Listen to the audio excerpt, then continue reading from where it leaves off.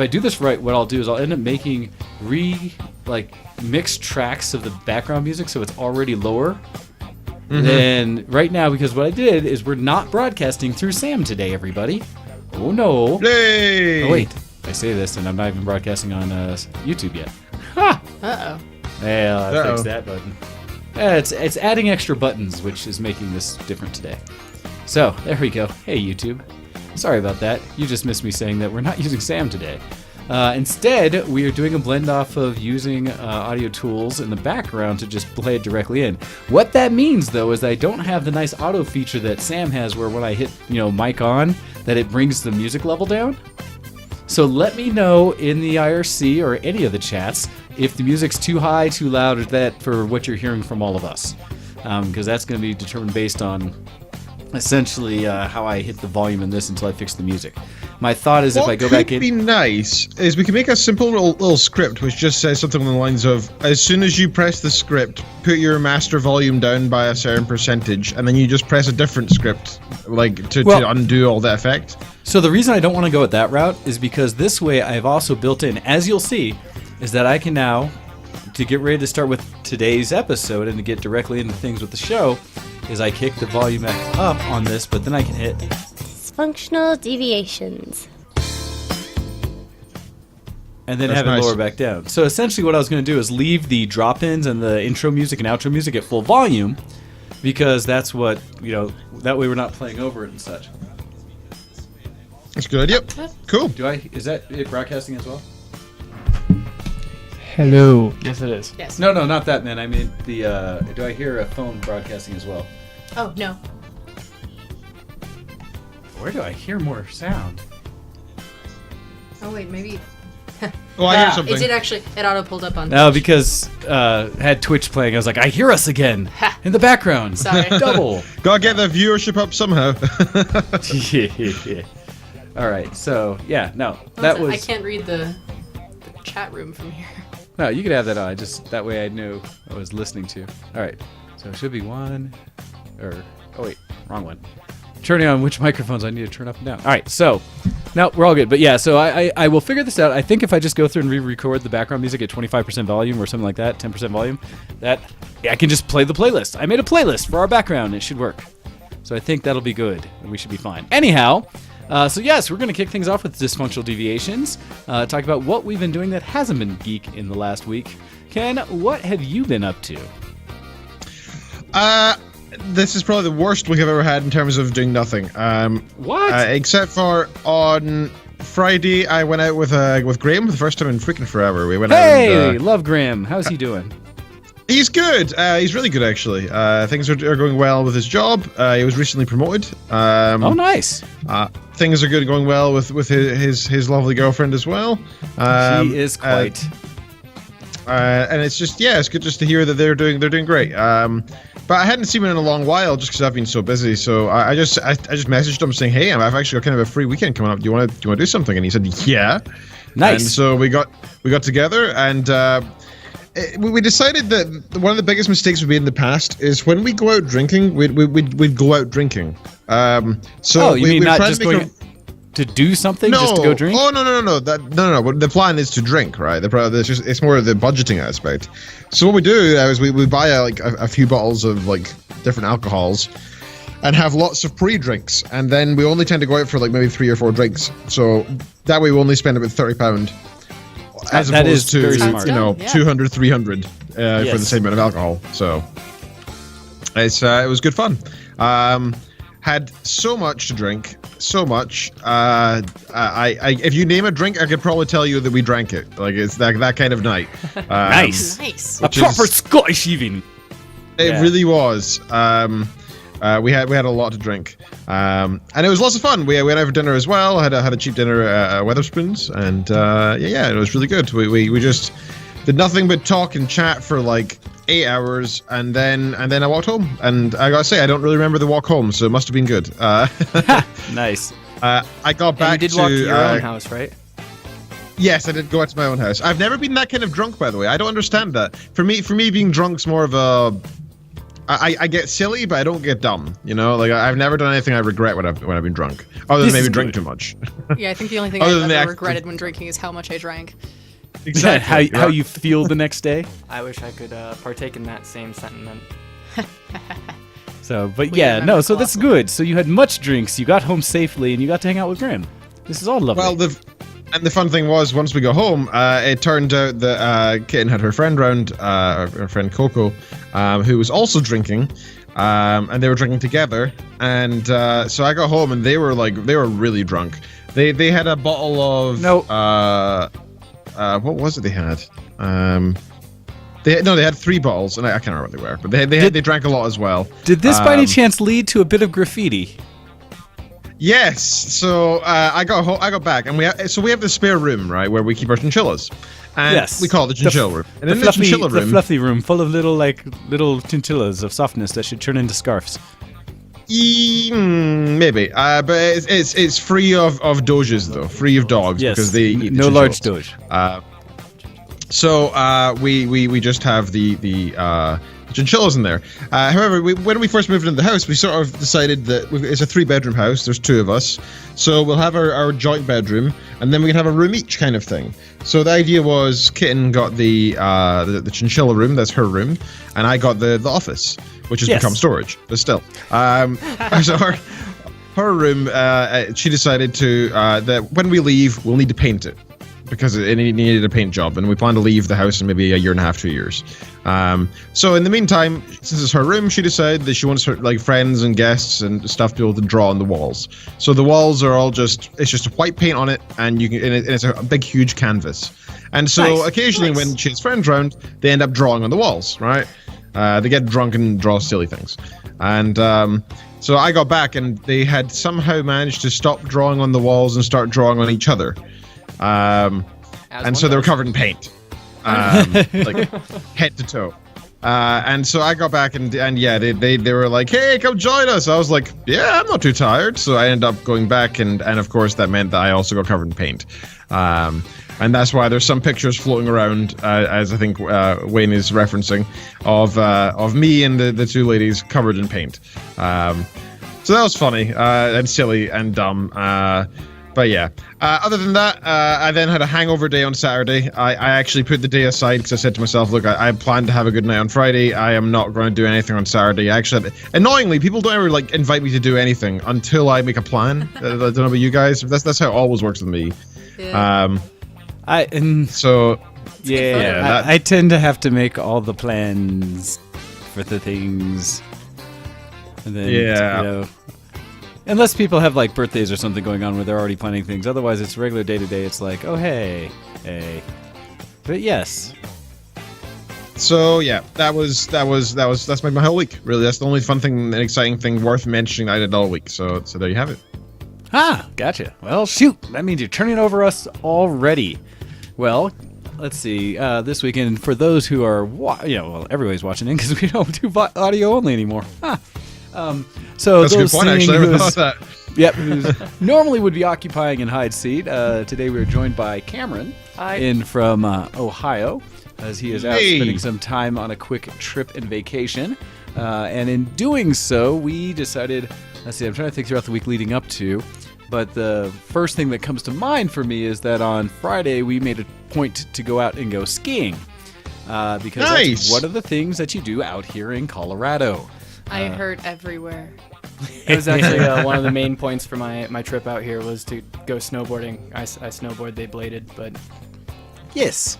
And so, in doing so, was able to pick up some good tickets and went out to one of the ski slopes here. In this case, we went to Copper Mountain, which is a slope I quite like. Has a lot going on there. Although, oddly enough, for the first time that I've been to one of the mountains, went up there, and when we got all situated and ready to go up on the lifts, there was a notice that at least half, if not most, of the lifts were not running. And they said they had a power issue, some kind of outage or something that was affecting the power on site.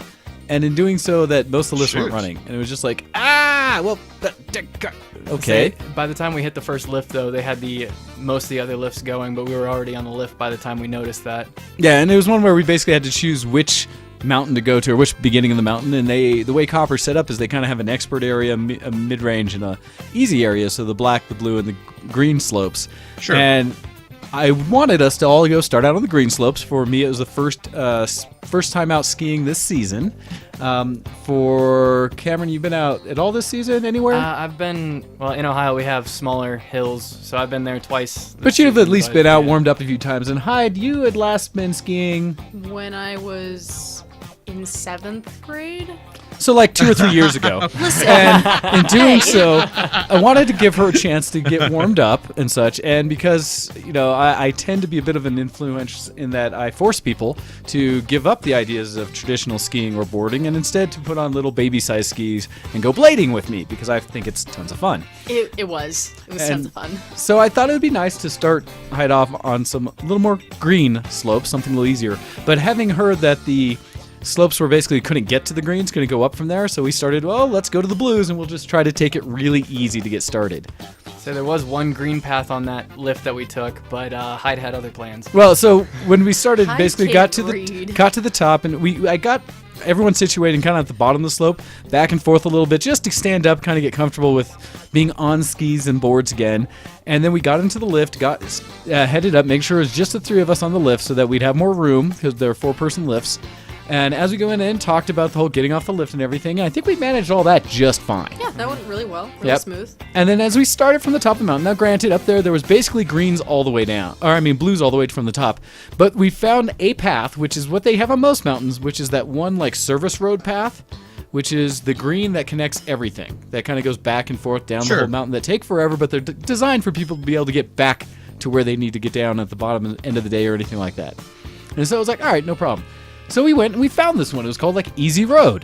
What a wonderful concept. I think this one was called Cross something. Or Cross. It was one of those ones that's just super easy to get down. Shouldn't have been an issue. So we started, and we're getting some base progress down, and little wobbly. I'd like to interject right here that I am directionally challenged. Hey, I've have I warned said him about anything not true so far? it. No, I'm just prepping to defend myself. Why do you feel the I'm need to prepping defend to yourself? defend my actions. As we move forward in the story, we get to a point where we're just getting onto this road, onto this path down. And we got into the first part where it's heading out, and then, of course, these are nice and light, so they're huge switchbacks, right? And so you have a corner, then you go straight along the side, cutting through the different slopes, all the way back to the other side, turn, back and forth all the way down the mountain. Easy. Or you'd think. There is one section of this that has a sharp drop-off. Well, no. Again, this was still where we were just on the green. But the first turn we made, it turns right at the edge where it merged into this really steep blue that was going down. And I tried to signal as we were going around. I was like, hey, this is going to be a real sharp left turn we take to turn back and go the other direction and stay on the green.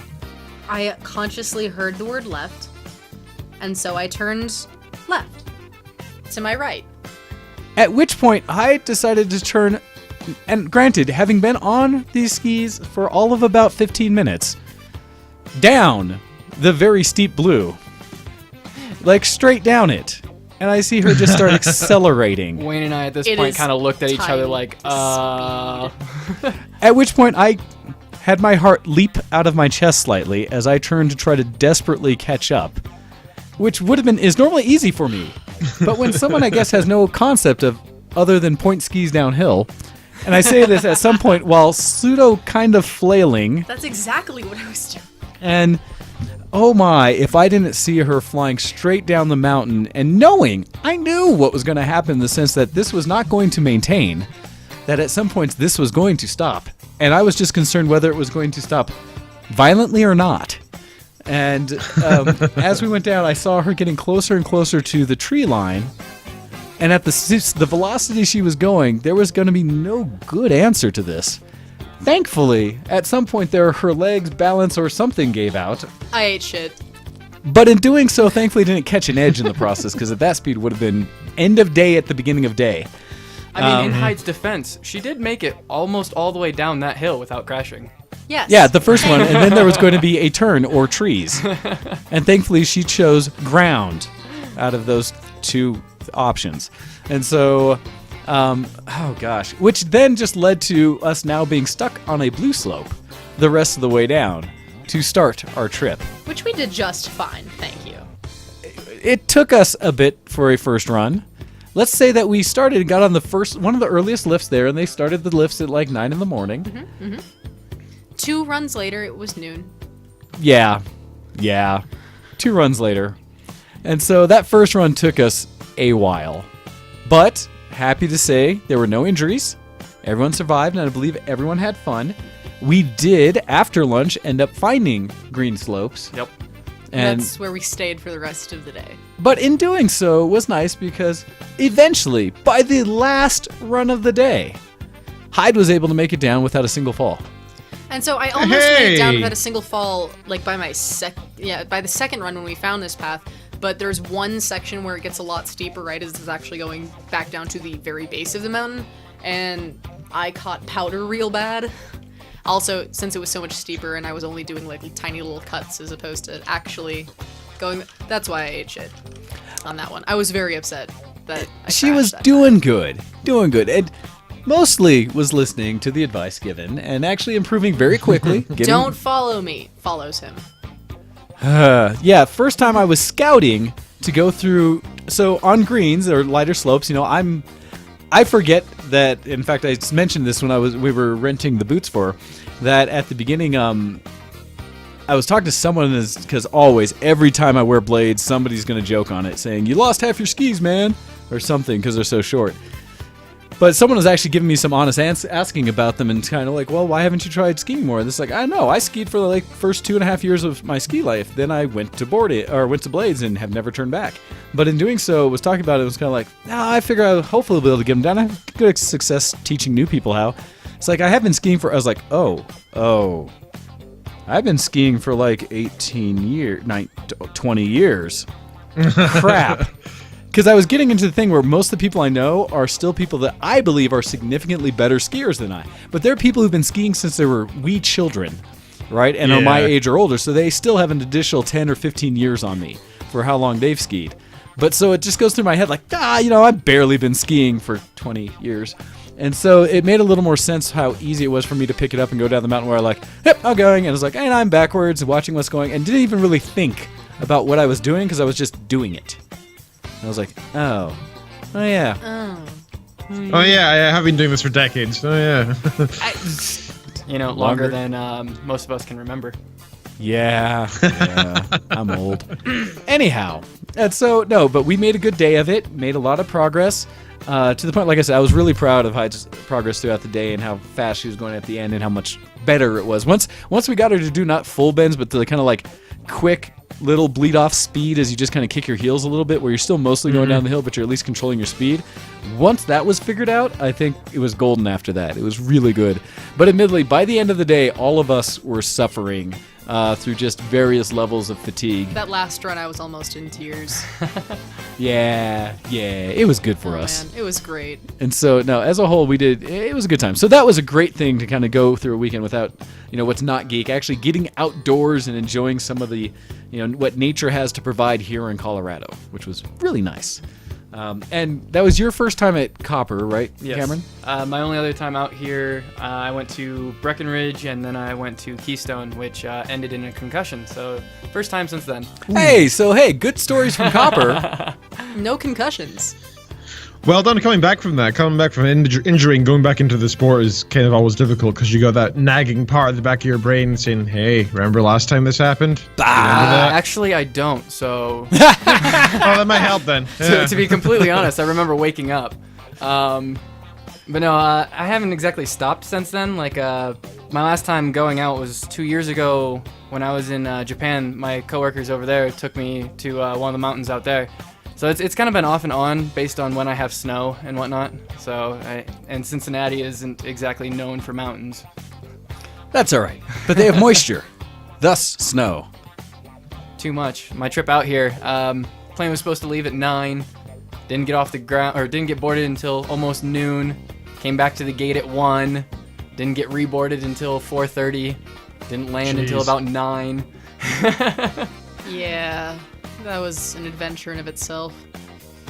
So it's about we're making up for it. Now, granted, and it was great to get out there and get there when we did. The snow was good, although the mountains, admittedly, in Colorado we've been having difficulties this year. It's not been the best ski season because it's been too warm in the mountains. So while we're getting decent snow, it's not sticking. So right now there's only like a 44-inch snowpack up there, which is just over a meter of depth. And so it's kind of like, man, normally they're almost like 1.5 meters to closer to 2 meters of actual snowpack, so that you have plenty of base to be able to jump into when you're falling down the mountain, and it's nice and soft that way. Yeah. In this case, it's been a little less. The But first run was very much just falling down a mountain. that was the entire first run. Yeah. But upon us Exhausting. getting ready to leave, well, actually, I will throw out credit to Do because I'm still doing keto for the most part, little bits of here and there. When we did stop for lunch, they had a surprisingly keto-friendly menu, or some things, and so I ended up with Hyde had found pork rinds that they had on the menu, so like restaurant-made pork rinds that had a cheese sauce. Wow. Yeah. Whereas they consumed a pizza, and I failed afterwards because I did have dessert, but You know what? It was worth it. It was because they had a apple cinnamon churro covered with ice cream and whipped cream And apples. and apples, Like hot apples. and so that was worth. Oh. That Anyhow. sounds delicious. Especially up on a But cold hey, mountain. diets So are good. not meant to be like all inclusive. You're meant to Oh, yeah, occasionally yeah. take breaks from it because Oh, no, I do to be truly too healthy, often. you should have a varied diet anyway, right? So. Yeah, I break from. Well, the problem is whenever I break from it, it just means so more sugar. Hey. Yeah. So That thing I crave? yep. So anyhow. Same.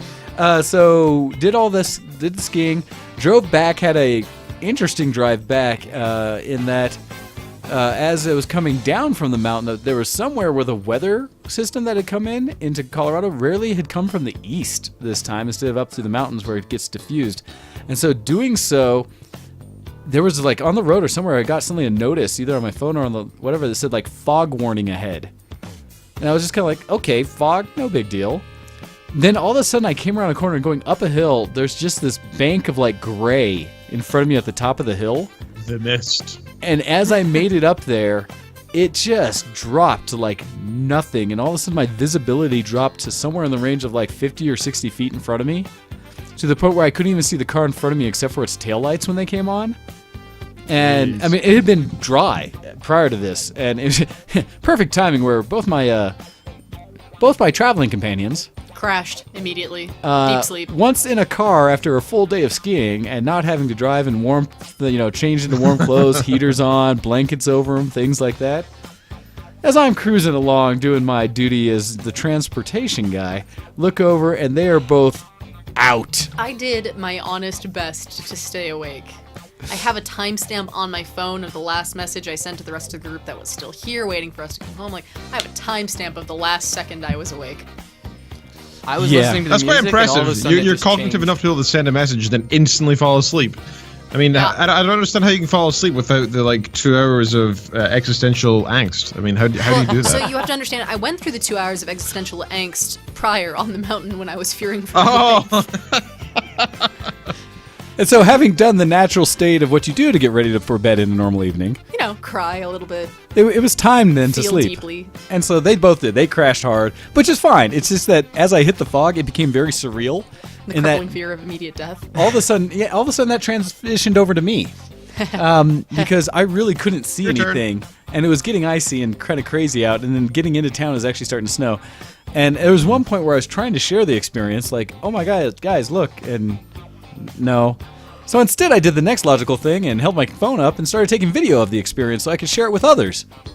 I did the exact same thing. So I think I told you actually. I think it was a month and a half ago. I was driving back from my parents' house. It's an hour's drive, and as soon as we left the town, just suddenly like the exact same thing. Just suddenly a bank of fog, but we couldn't see like 2 feet in front of the car. It was the thickest fog I've ever seen.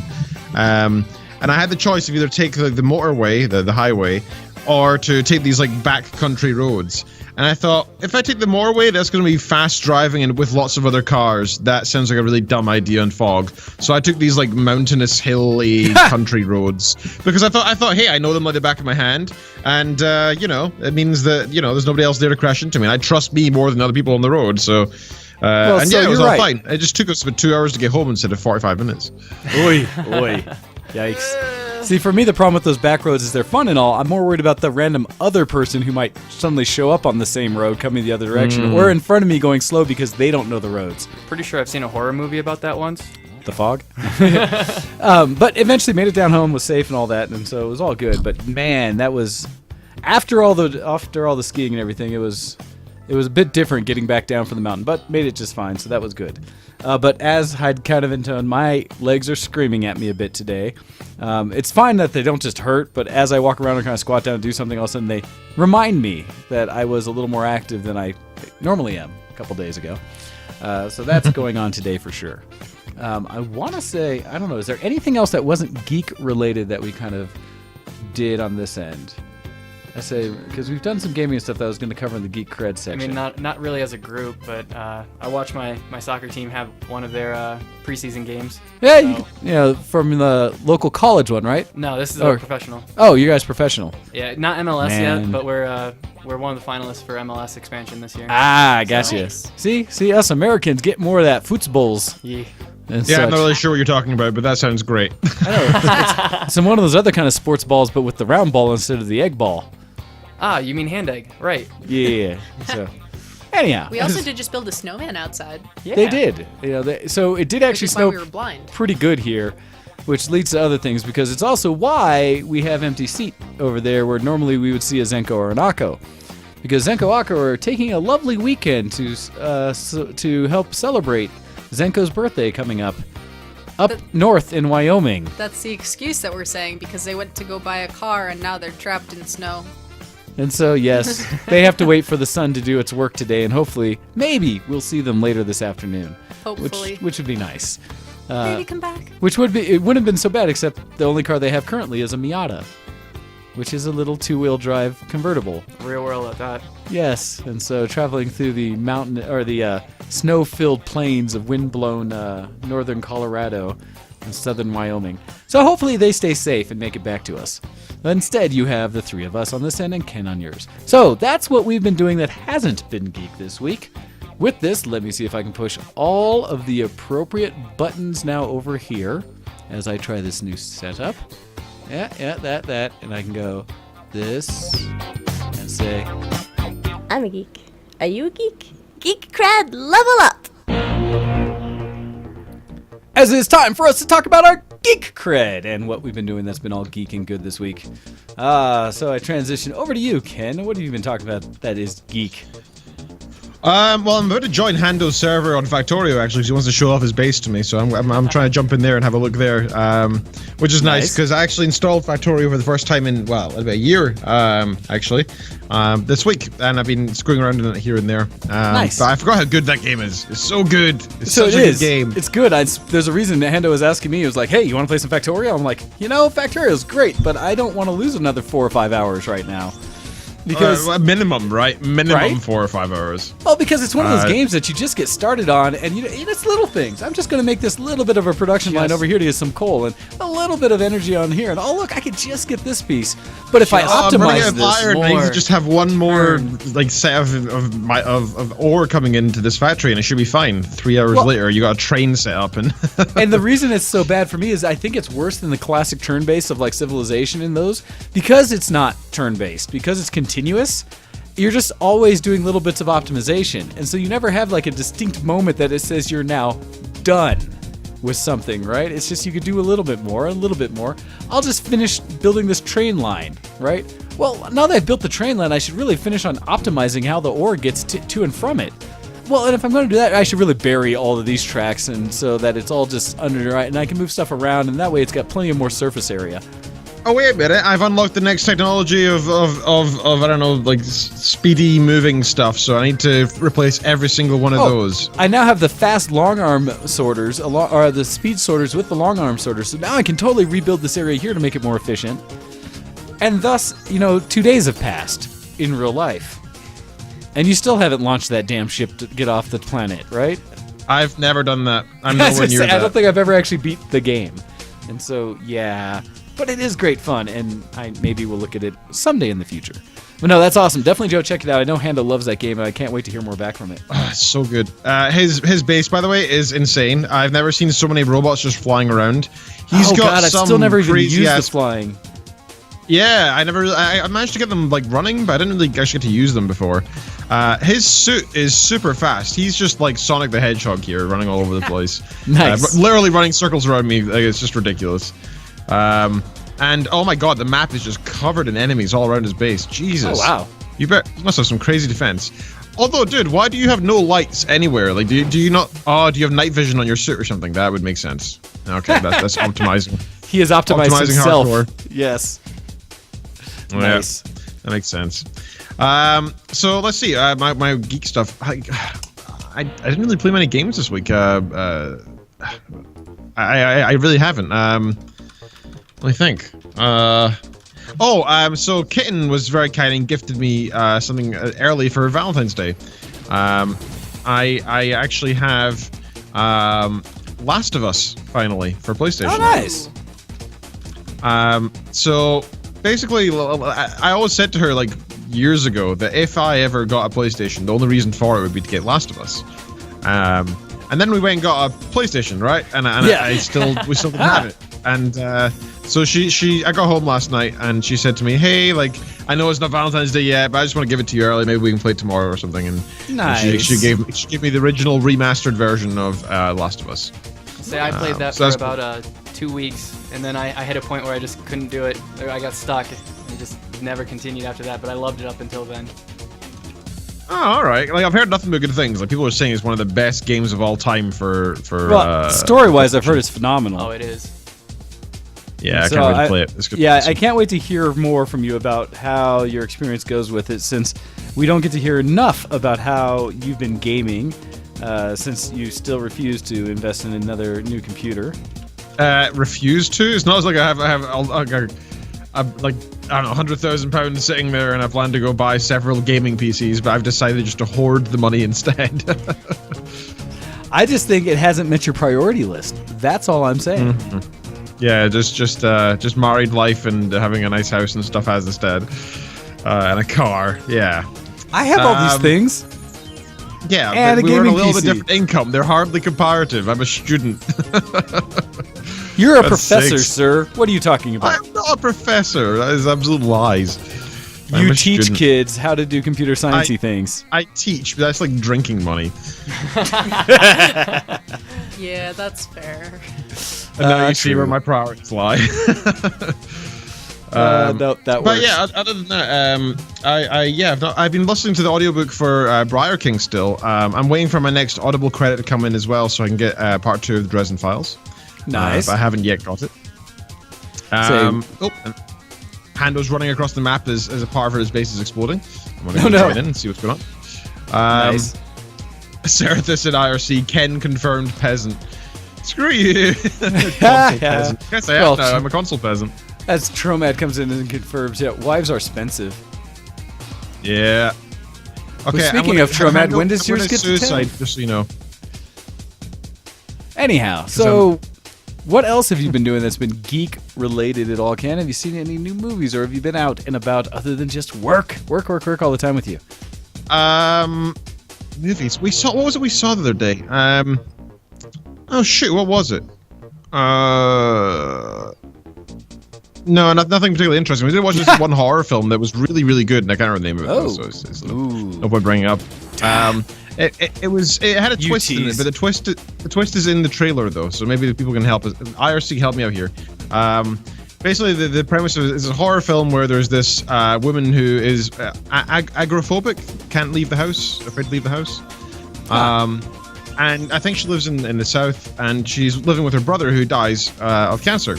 And this is all in the trailer, so I'm not really spoiling anything. And these guys try to come rob her of all this money that they have after her brother dies. And the tables sort of turn, and it turns out she has like a murder dungeon basement underneath the house. And instead of them robbing her, she ends up like torturing the crap out of them and stuff. Yikes. It was very unexpected. The characters were really, really interesting. They were nice. super interesting. Every single one seemed very unique, believable, and memorable. And it was just very well made. like No, tremendously that's- well made.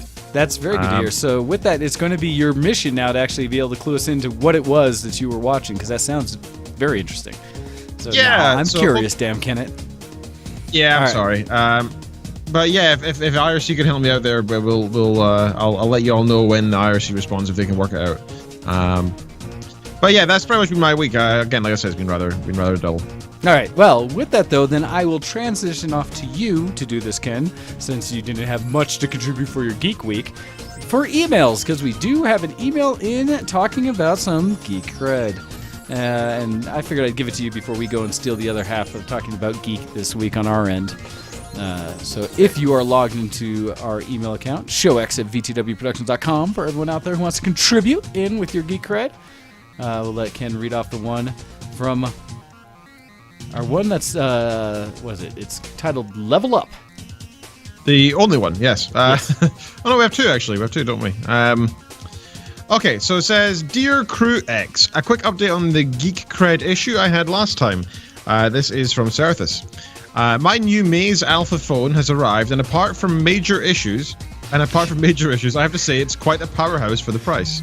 The major issue being that it does not have a notification LED. That seems kind of minor in my eyes. I have to pick up and unlock the phone like an animal if I want to see if I missed anything. Oh no.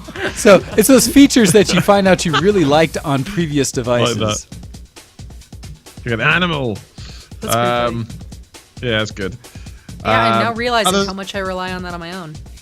It's a good on my point, iPhone. actually. Yeah, I don't even know what that because is. even the color of it matters to me. Like if it's yellow, I'm like, Yeah. it's just Snapchat or that sort Yeah. of thing. Wait, there's a feature like Um, that? This on my phone. I have a missed text. Yeah. I don't have Yeah, you that, can- so I don't know what you're talking about. Oh, you're missing Here's out an because iPhone. it changes your life. Dirty iPhone. Oh, you mean it'll come out in 3 years for the iPhone? You'll claim it's a new feature. Yeah, yeah. That's how it works. Yeah. So where was I? Like an animal, yeah. Other than that, it has a surprisingly good battery, powerful processor, and it's huge. Geek Cred restored. I like that you gave Nice. Geek Cred a K, like it's my Geek Cred somehow. Ken's Geek Nice. Cred. Also, in other news, I am officially old. Oh, okay. What? Officially, I have. you're not my age or Handos. Come on. I have unceremoniously entered my third ex, and that's not as an ex-girlfriend or anything. Which did not turn me into a porn star superhero, unfortunately. What's a porn star superhero? What, you don't know? Jizzman. I'm sorry. Thank you for that, Ken. Thank you. What is a porn star superhero? But apparently I am now supposed to be wiser and get married and have kids and move out. Screw that noise. Your old listener, Cerithus. Thank you for that the email. service. Happy birthday. Sorry for ruining it. Absolutely. Good job leveling up. Thank you very much for joining in and sending us what you've been up to. We appreciate it. Oh, gosh. Silliness. So first off, and I actually do want to throw it back to you, Ken, because you have it under your section, and I did want to mention that, hey, I finally put in some submissions to the art contest. And so I have now played along and contributed and went through various parts of my collection to find some things to match the themes. And so throwing it out there that, hey, everybody, we are still running our normal art contest. And, oh gosh, Tromad, what did that come from? I know, was that an actual trying not to movie or laugh. just a character within a show? I forget. Because I do know that name. Shoot. No, that wasn't a movie. I'm I sure don't that know it. was. I don't get the Orgasmo? reference. I'm pretty sure that was in a movie. Anyhow, wanted to throw shouts out to everybody that make sure if you have anything that you figure is the least bit artistic, be it prose, be it photography, artwork, anything that you do that meets any of the silly themes that we throw up each art contest, feel free to come and join in at the VTW forums. You can get there from the front page of vtwproduction.com and just give us your account. Make sure it doesn't sound too silly, or I'll look at it like it's a Russian account and say no. But if it's good and we let you in, join into the art contest. We'd love to have you. Glue some macaroni to a plate.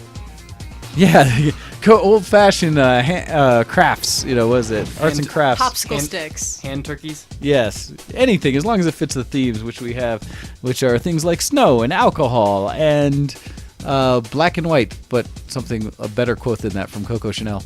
And what else did I throw it in? What was it? Square. I know I missed one or two. I did like 4 or 5 submissions. Digital, things like that. Yes. So jump into the art contest. It's in the ShowX page on the forums. Anyhow, getting into our geek cred. So, been playing games. Although, oddly enough, it doesn't feel like I've been like playing games so much as just kind of like teasing playing games. Or like little bits. One thing that I played real quick last weekend that I haven't played forever now was a little bit of Black Ops 2, Call of Duty. Oh, I geez. jumped on for like 2 matches, and it was crazy because, one, I'm still surprisingly good at the game, even in multiplayer, and 2, it was funny because I ran into some of the people that one of the only other clans that I will forever remember, which is ATB, you hacking pieces of crap. Now, I say that jokingly to a degree, but I have never heard of another team other than VTW on Call of Duty get called hackers more often. But with us, it's one of those nobody's ever been able to prove anyone on ours because we're just that damn good. We're like, please, go to the theater. Show us where we're hacking. These guys, man, that last pistol wall shoot that was in the kill cam last I saw, ATB, that's some questionable stuff. Just saying. And by the time I got on the server, everybody was already raging at them all as being hackers, so who knows. But it was fun because I still held my own and did pretty well, even though I was, played all the 2 matches. But that was good times. Beyond that, I played a moment of League of Legends. I did a couple ARAMs real quick, had to get updates and stuff, and was like, whoa, I'm bad at this game now. Not entirely true. I lost one 1-1. Lost one as where I was oh crud. Soraya? I can't remember her name. Soraka. Yeah, it was Soraka. So, can't be quite that healer main, carry or whatever in an ARAM. Tried, did my best. But then when I came back as MF, I did pretty good as MF. Didn't do amazing, but Misfortune did well for me. I think that's all I played on those ones. I might have done one other, but I think those are the ones that kicked up. Beyond that, I've been playing a lot on my phone. That's where most of I think the rest of the gaming that I've listed is pretty much on my phone, except for the one we did as a group. And so for me, it has been, main one has been World of Warships Blitz, which is actually surprisingly fun. Once I unlocked torpedoes, man, that was good. See, I like World of Warships. I played that for a while. Well, and admittedly, I'm so bad. I should probably play World of Warships on the PC. But I was rooting for War Thunder, damn it, because they were the first ones to start incorporating multiple, and they were so pretty, and they had the first ones where you could play more than one vessel and not just be knocked out first thing be done, but actually have like a couple in your garage or such. And so I really like what War Thunder's doing, but I think they've fallen behind a little. Plus, this is mobile, and it's doing really well on the mobile to play Blitz. And they have World of War Tanks Blitz, which I played a little bit of, but for whatever reason, Warships I think is more fun as Blitz mode. Also have been playing Words with Friends 2 again, so if people see me on there, feel free to send me a thing. I'm not as good at Scrabble as I'd like to be, but I do punish myself there every once in a while. I also started playing for randomly because last I was on a plane, Plants vs. Zombies, the original. I went back to for no good reason other than, oh yeah, I remember I min-maxed the hell out of this game. Well, it's bad. It took me all of 5 levels in Plants vs. Zombies to get right back into my original state of like, yep, this is my exact build. This is what I do every time, and I win. Not much else I have to do.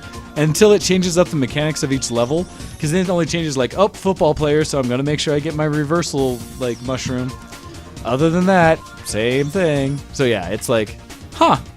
So, but been playing Plants vs. Zombies again for some reason. I've checked out Buried Borns. And so nice. I played it a little bit, maybe about 10-20 minutes on it or so, and I've enjoyed it, but it's weird. It's got such a weird retro vibe to it to me. It does. That I don't even know how to say it right. Like, I wasn't sure if I was truly progressing in the game because I just kept going through the motions of it, getting new items, and I don't know what I'm actually trying to accomplish. Like, I just left or right, sure, keep going, keep fighting stuff. Oh, you're just trying to stay alive long enough, and eventually, just by you dying repeatedly, you get more like, I don't know, reward. I can't remember the name of the items, but you get rewards in the sort of long term of the game that you can then use levels to you make up in your the long future term, corpses right? that you use better. Well, and the weird part is because so far I haven't died. In my entire first experience of it, I haven't died. I've been able to keep alive throughout the whole thing and slowly like revive myself and stuff. So I've made it quite a distance in it, and I was kind of like, what am I doing? Nice. But so that's I impressive, dude. Like I must have died like dozens of times already. No, again, I only played it for like 20 minutes or so, sitting around, but I hadn't died yet in it, so I'm curious when I start again where I'll be. But that was fun. Anyway, so that's what I've been doing mobile as a group, and so I can bring them back into things. we did finally, and I was like, I want to do this. I've been hearing about it. I want to do it. Let's do it. So last week we had talked about games that were really good co-op, non-online games that you could all sit down on a couch together and play. And we talked about Overcooked. And so Cameron was actually the only one of us that bought it when it went on sale around Christmas. And it was super discounted. So we actually got to sit down and play it again as the three of us. It was so good. So for those who don't know Overcooked, Cameron, how would you describe the gameplay or what it is that you're doing in the game Overcooked?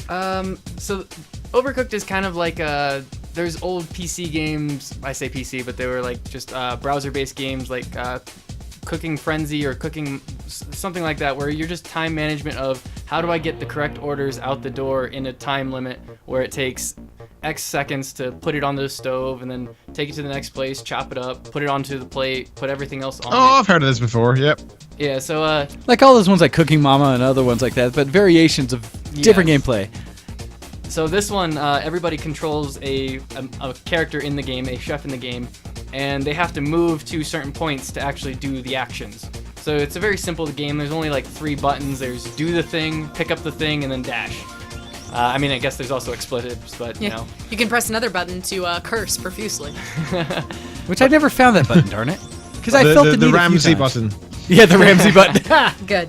But yeah, so it's just and none of the levels are very straightforward. There's like one level where it's an actual open kitchen. Everything else has some quirk about it, such as one level's a pirate ship where every so often the ship will tilt and all the tables will move. So everything will move from one side to the other, and you have to reappropriate what you're doing and who's doing what as things change. Damn pirate ship level. We finally 3-starred it.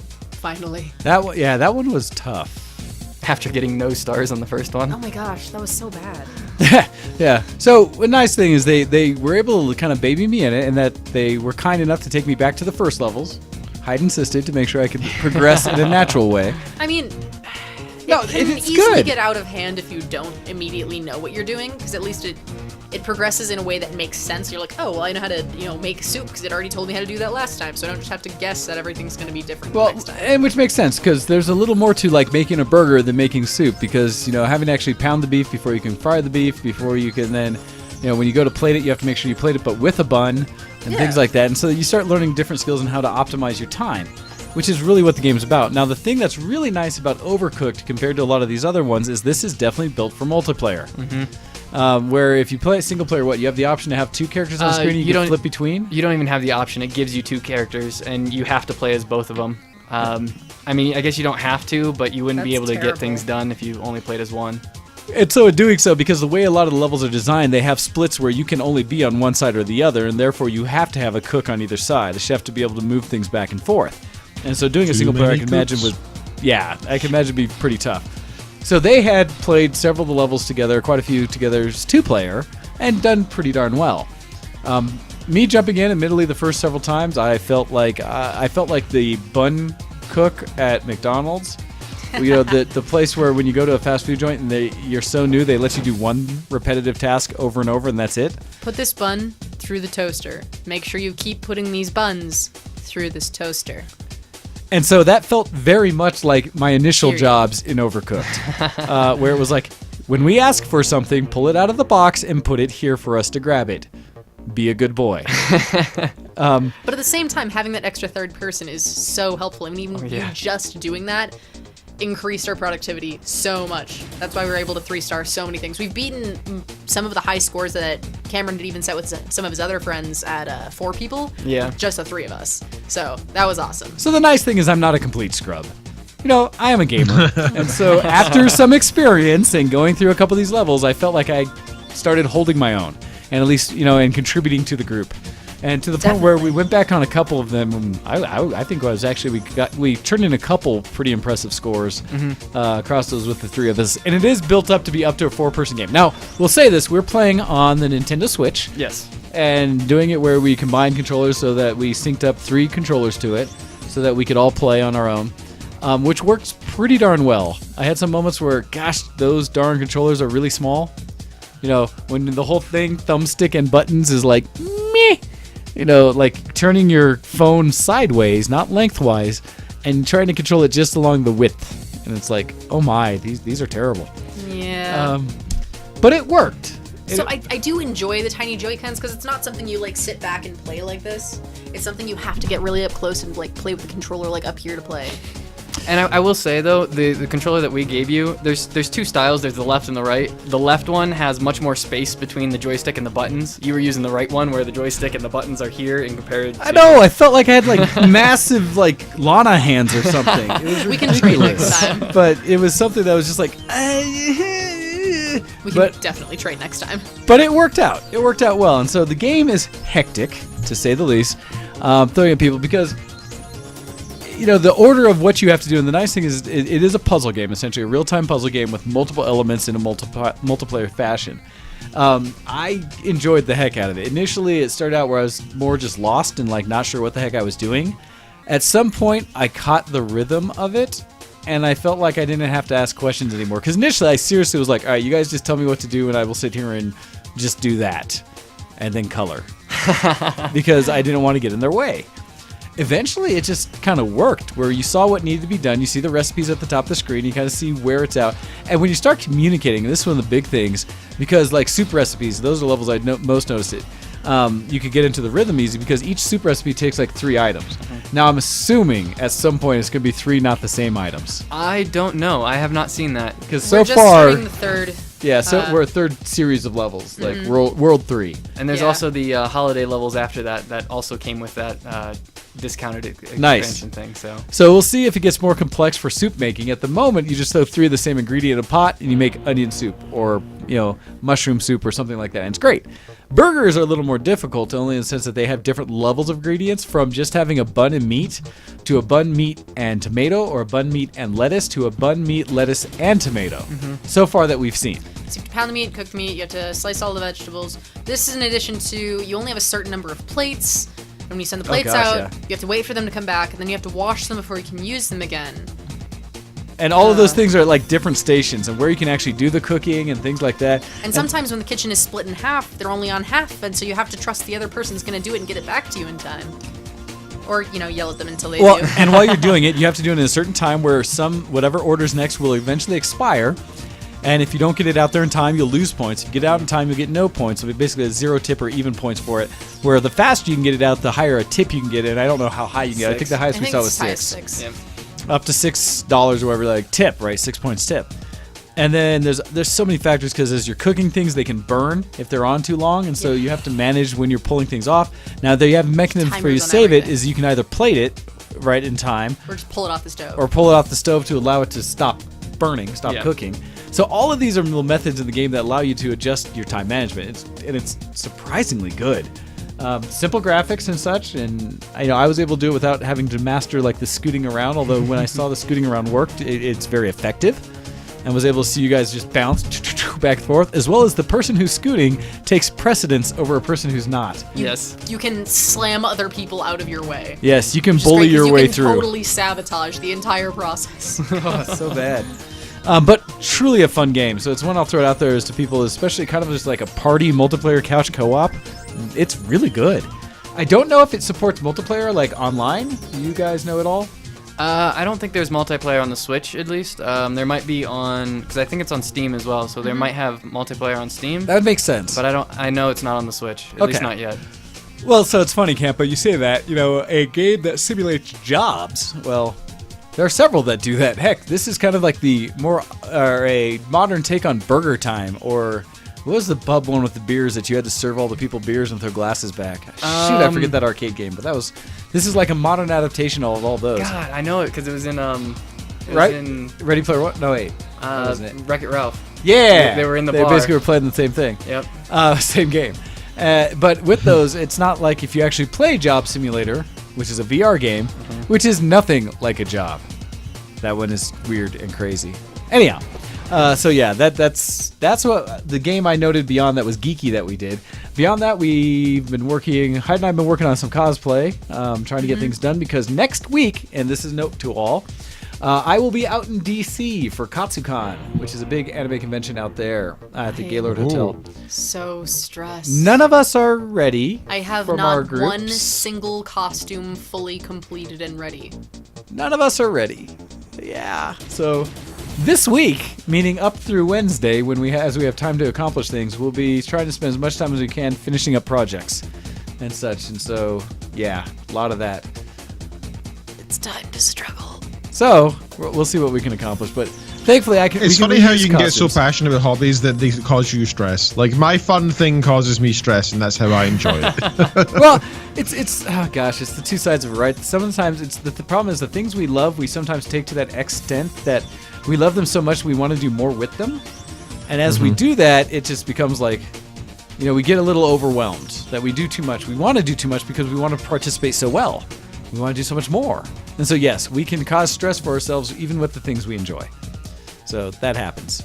And Serathis, an answer to you, Overcooked versus Magicka or Duck Game? So Duck Game is very short, crazy fun, and it's competitive. Magicka is more... Send in your email. I went too far. Productions. Stop it. Go I mean, back. do that too, but like, not Yes. yet. Yeah, exactly. No, almost there.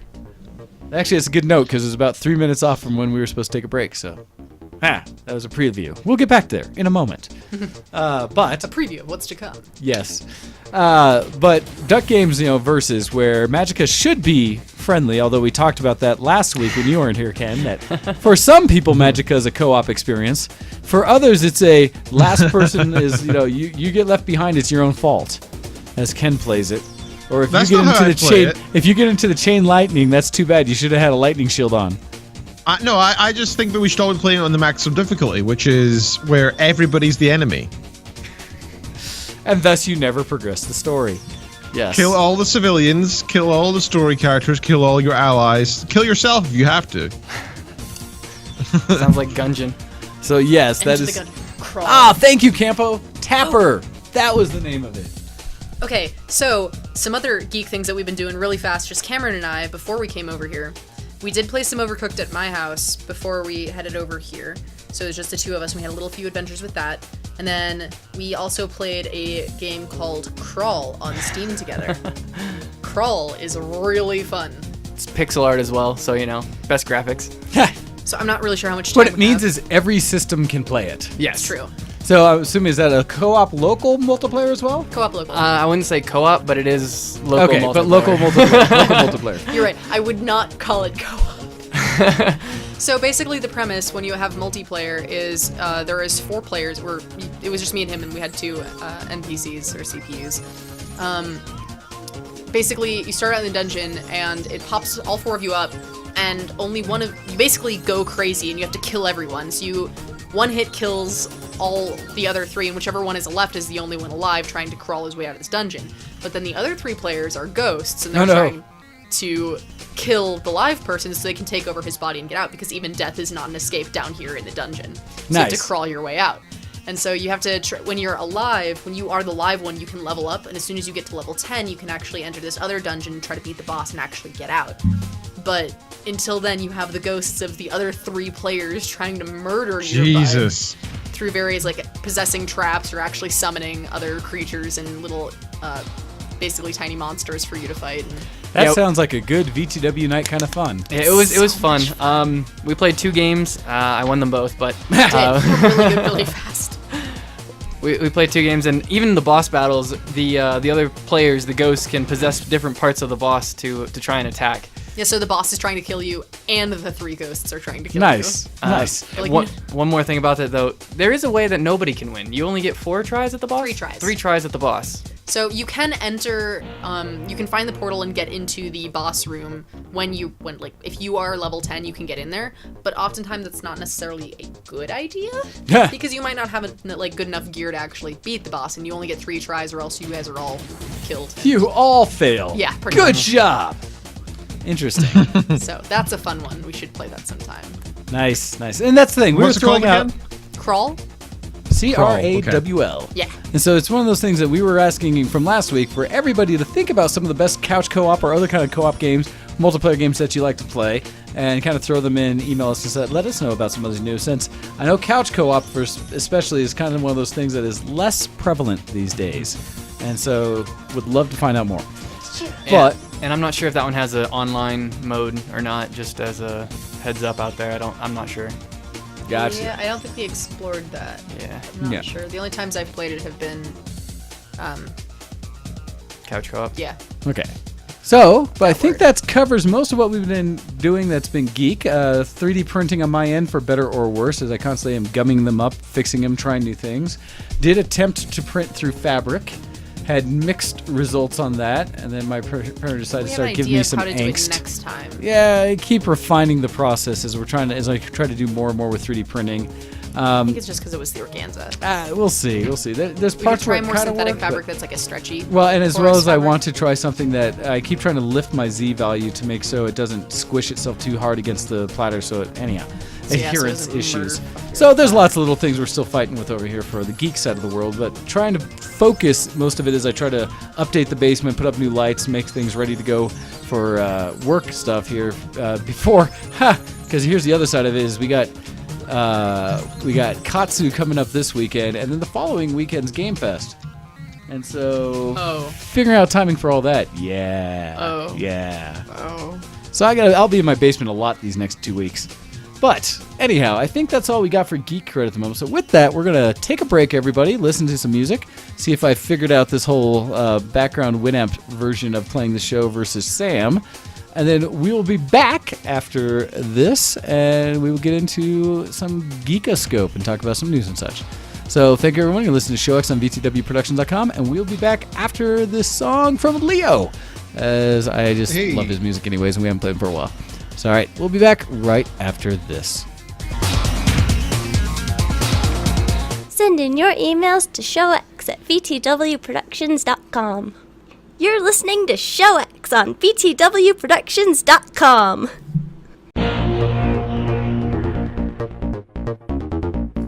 As the music didn't play, and so now I have to go find it and make it play. So let's see. Let me look for... There we go, this one here. Let me add it to here. Then let me go... Oh wait, that's not where I want to put it. I went to the wrong place. All right, I'm totally going to figure this out. Just a second. Go here, put it here, come into there, take it from there, put it where I want it, which is right after Coffee's talking. Right there. Let's get rid of this one. Let's try this again. There we go.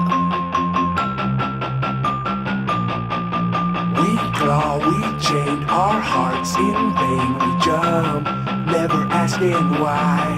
We kissed, I fell under your spell of love. No one could deny. Don't you ever say I just walked away. I will always want you.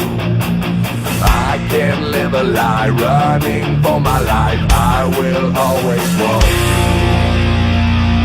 I came in like a wrecking ball. I never into one love. All I wanted was to break your wall. All you ever did was wreck me. Can you wreck me? I put you high up in the sky, and now you're not coming down. It slowly turned, you left me burn, and now we're ashes on the ground. Don't you ever say I just walked away. I will always want you. I can't live a lie, running for my life. I will always want you.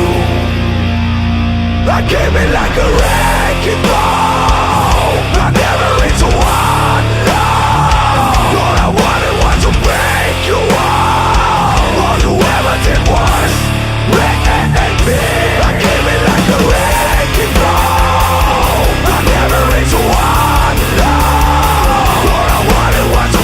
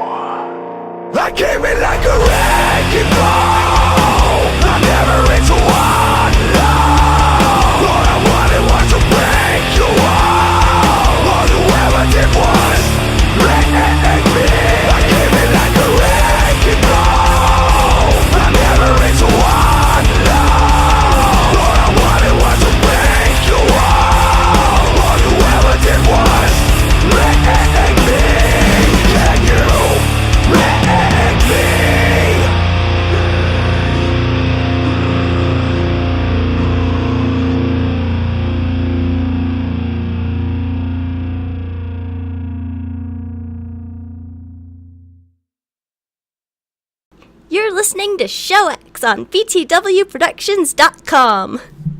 Nailed it. What? I'm always here right on time to start the show. I don't know what you guys are laughing at. Yeah, we're always here.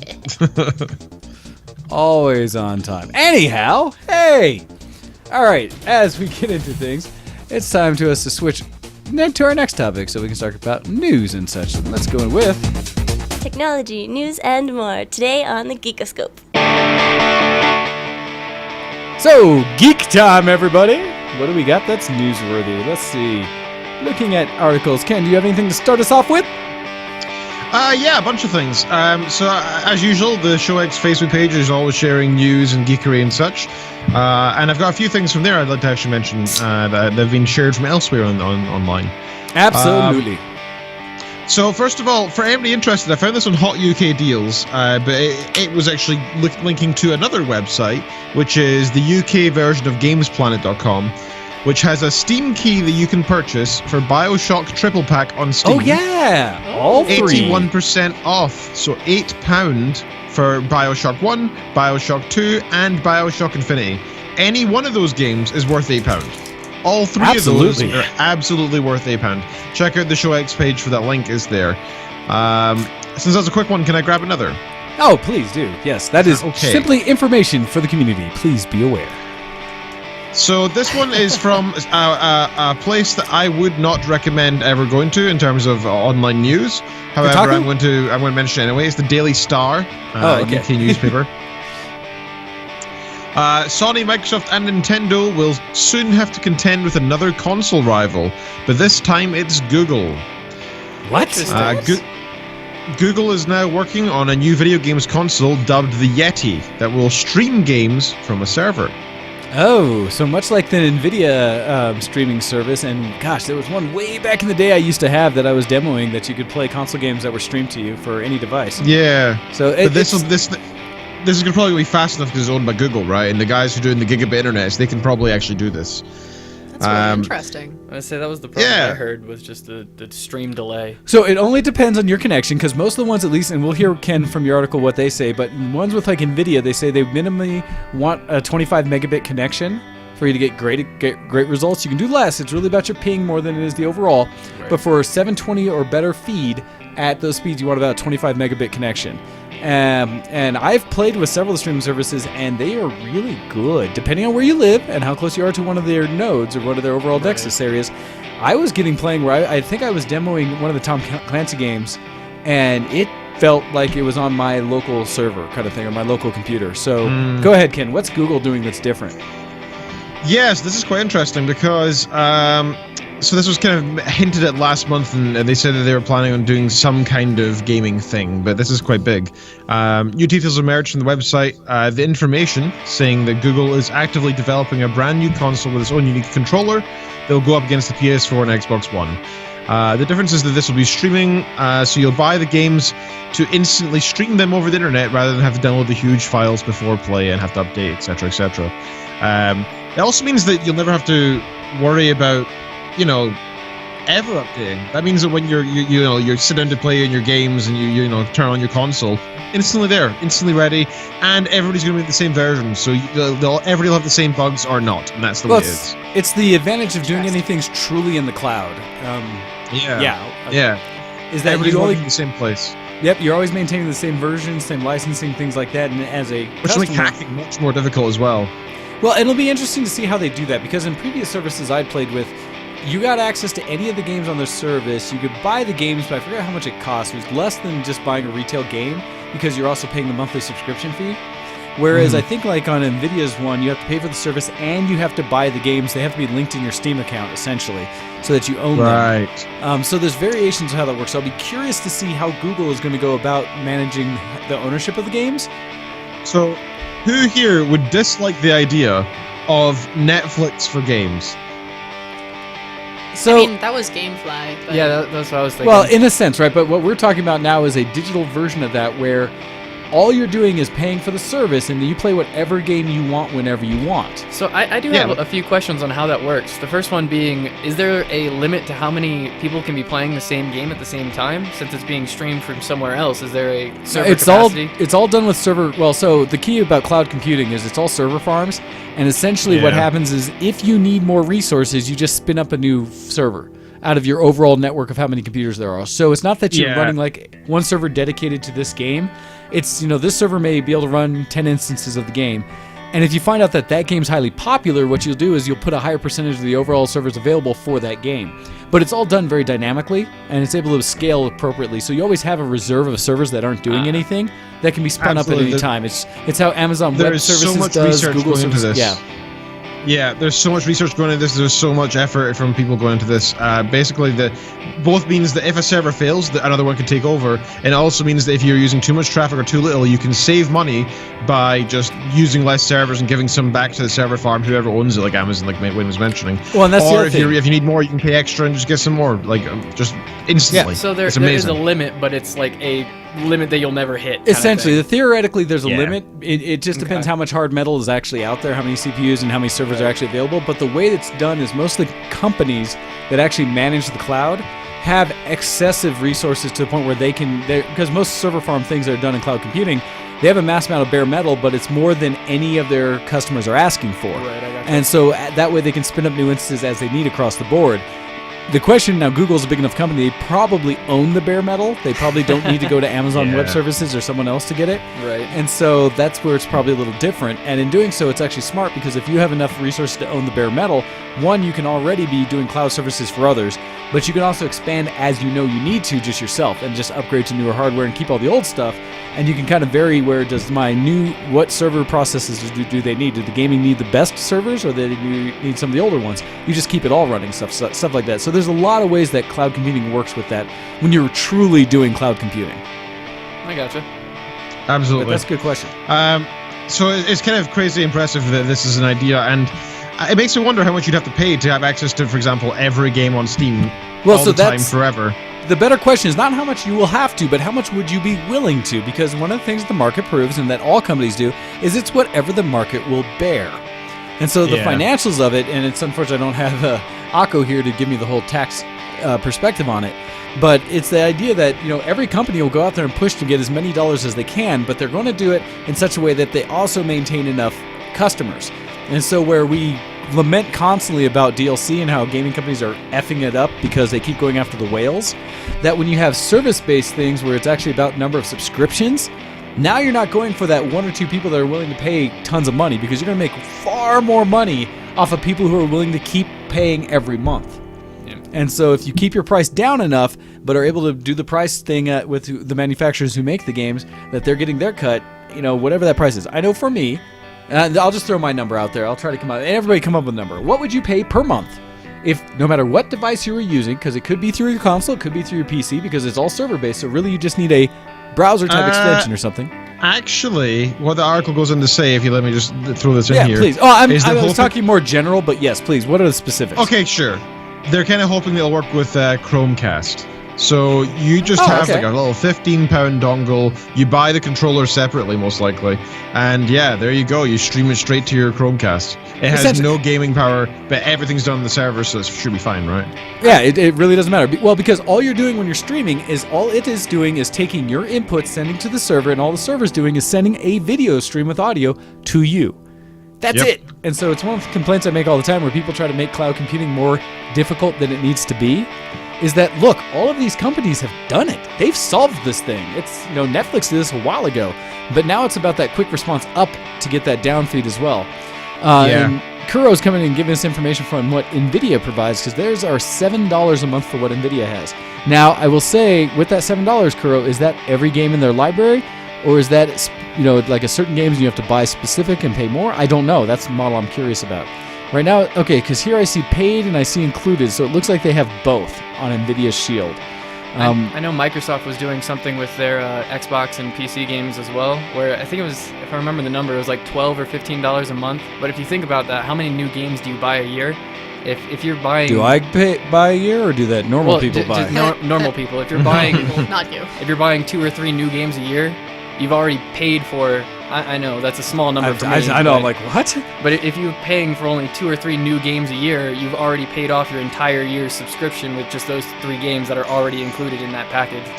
That's very true, but you're not just paying for the games, right? You're paying for the instant access to any possible game that you could ever want to try, right? Right. And that's insane. That's the kind of scary thing. Yeah, and I can't remember who I was listening to or talking with about this, but they were going on to say exactly what you guys were saying earlier. The amount of people that you can get for $10 a month saying, "Hey, throw $10 at this, and you'll get every game when it releases," compared to the people who will go and buy every single one for full price. It's just insane turnover, kind of. Absolutely. So it looks amazing. Reuters have said that the plan that Google's been working on involves use of its cloud service to broadcast the games to its users over the internet, citing people with knowledge of the project. So it's not just this crappy website that's referencing it. There seem to be other places that are saying it as well. What? You mean this so it does isn't just- seem vaguely legit. Yeah, it could be a real thing. Oh, it makes sense. Again, cloud computing, that's part of the power in it. You might as well get more things paying for your cloud. So it makes a lot of sense. Interesting. And like I said, the big competition I see right now is NVIDIA's streaming with Shield and what they've announced future stuff for them. That's probably the biggest one. Beyond that, I'm not sure. I think PlayStation, what they do? Wasn't Sony doing something similar? They were doing I've not seen PlayStation it. Now. Yeah, it's like PlayStation Sony Now, doesn't something that was suck. seemed the same kind of thing. It was for past games for.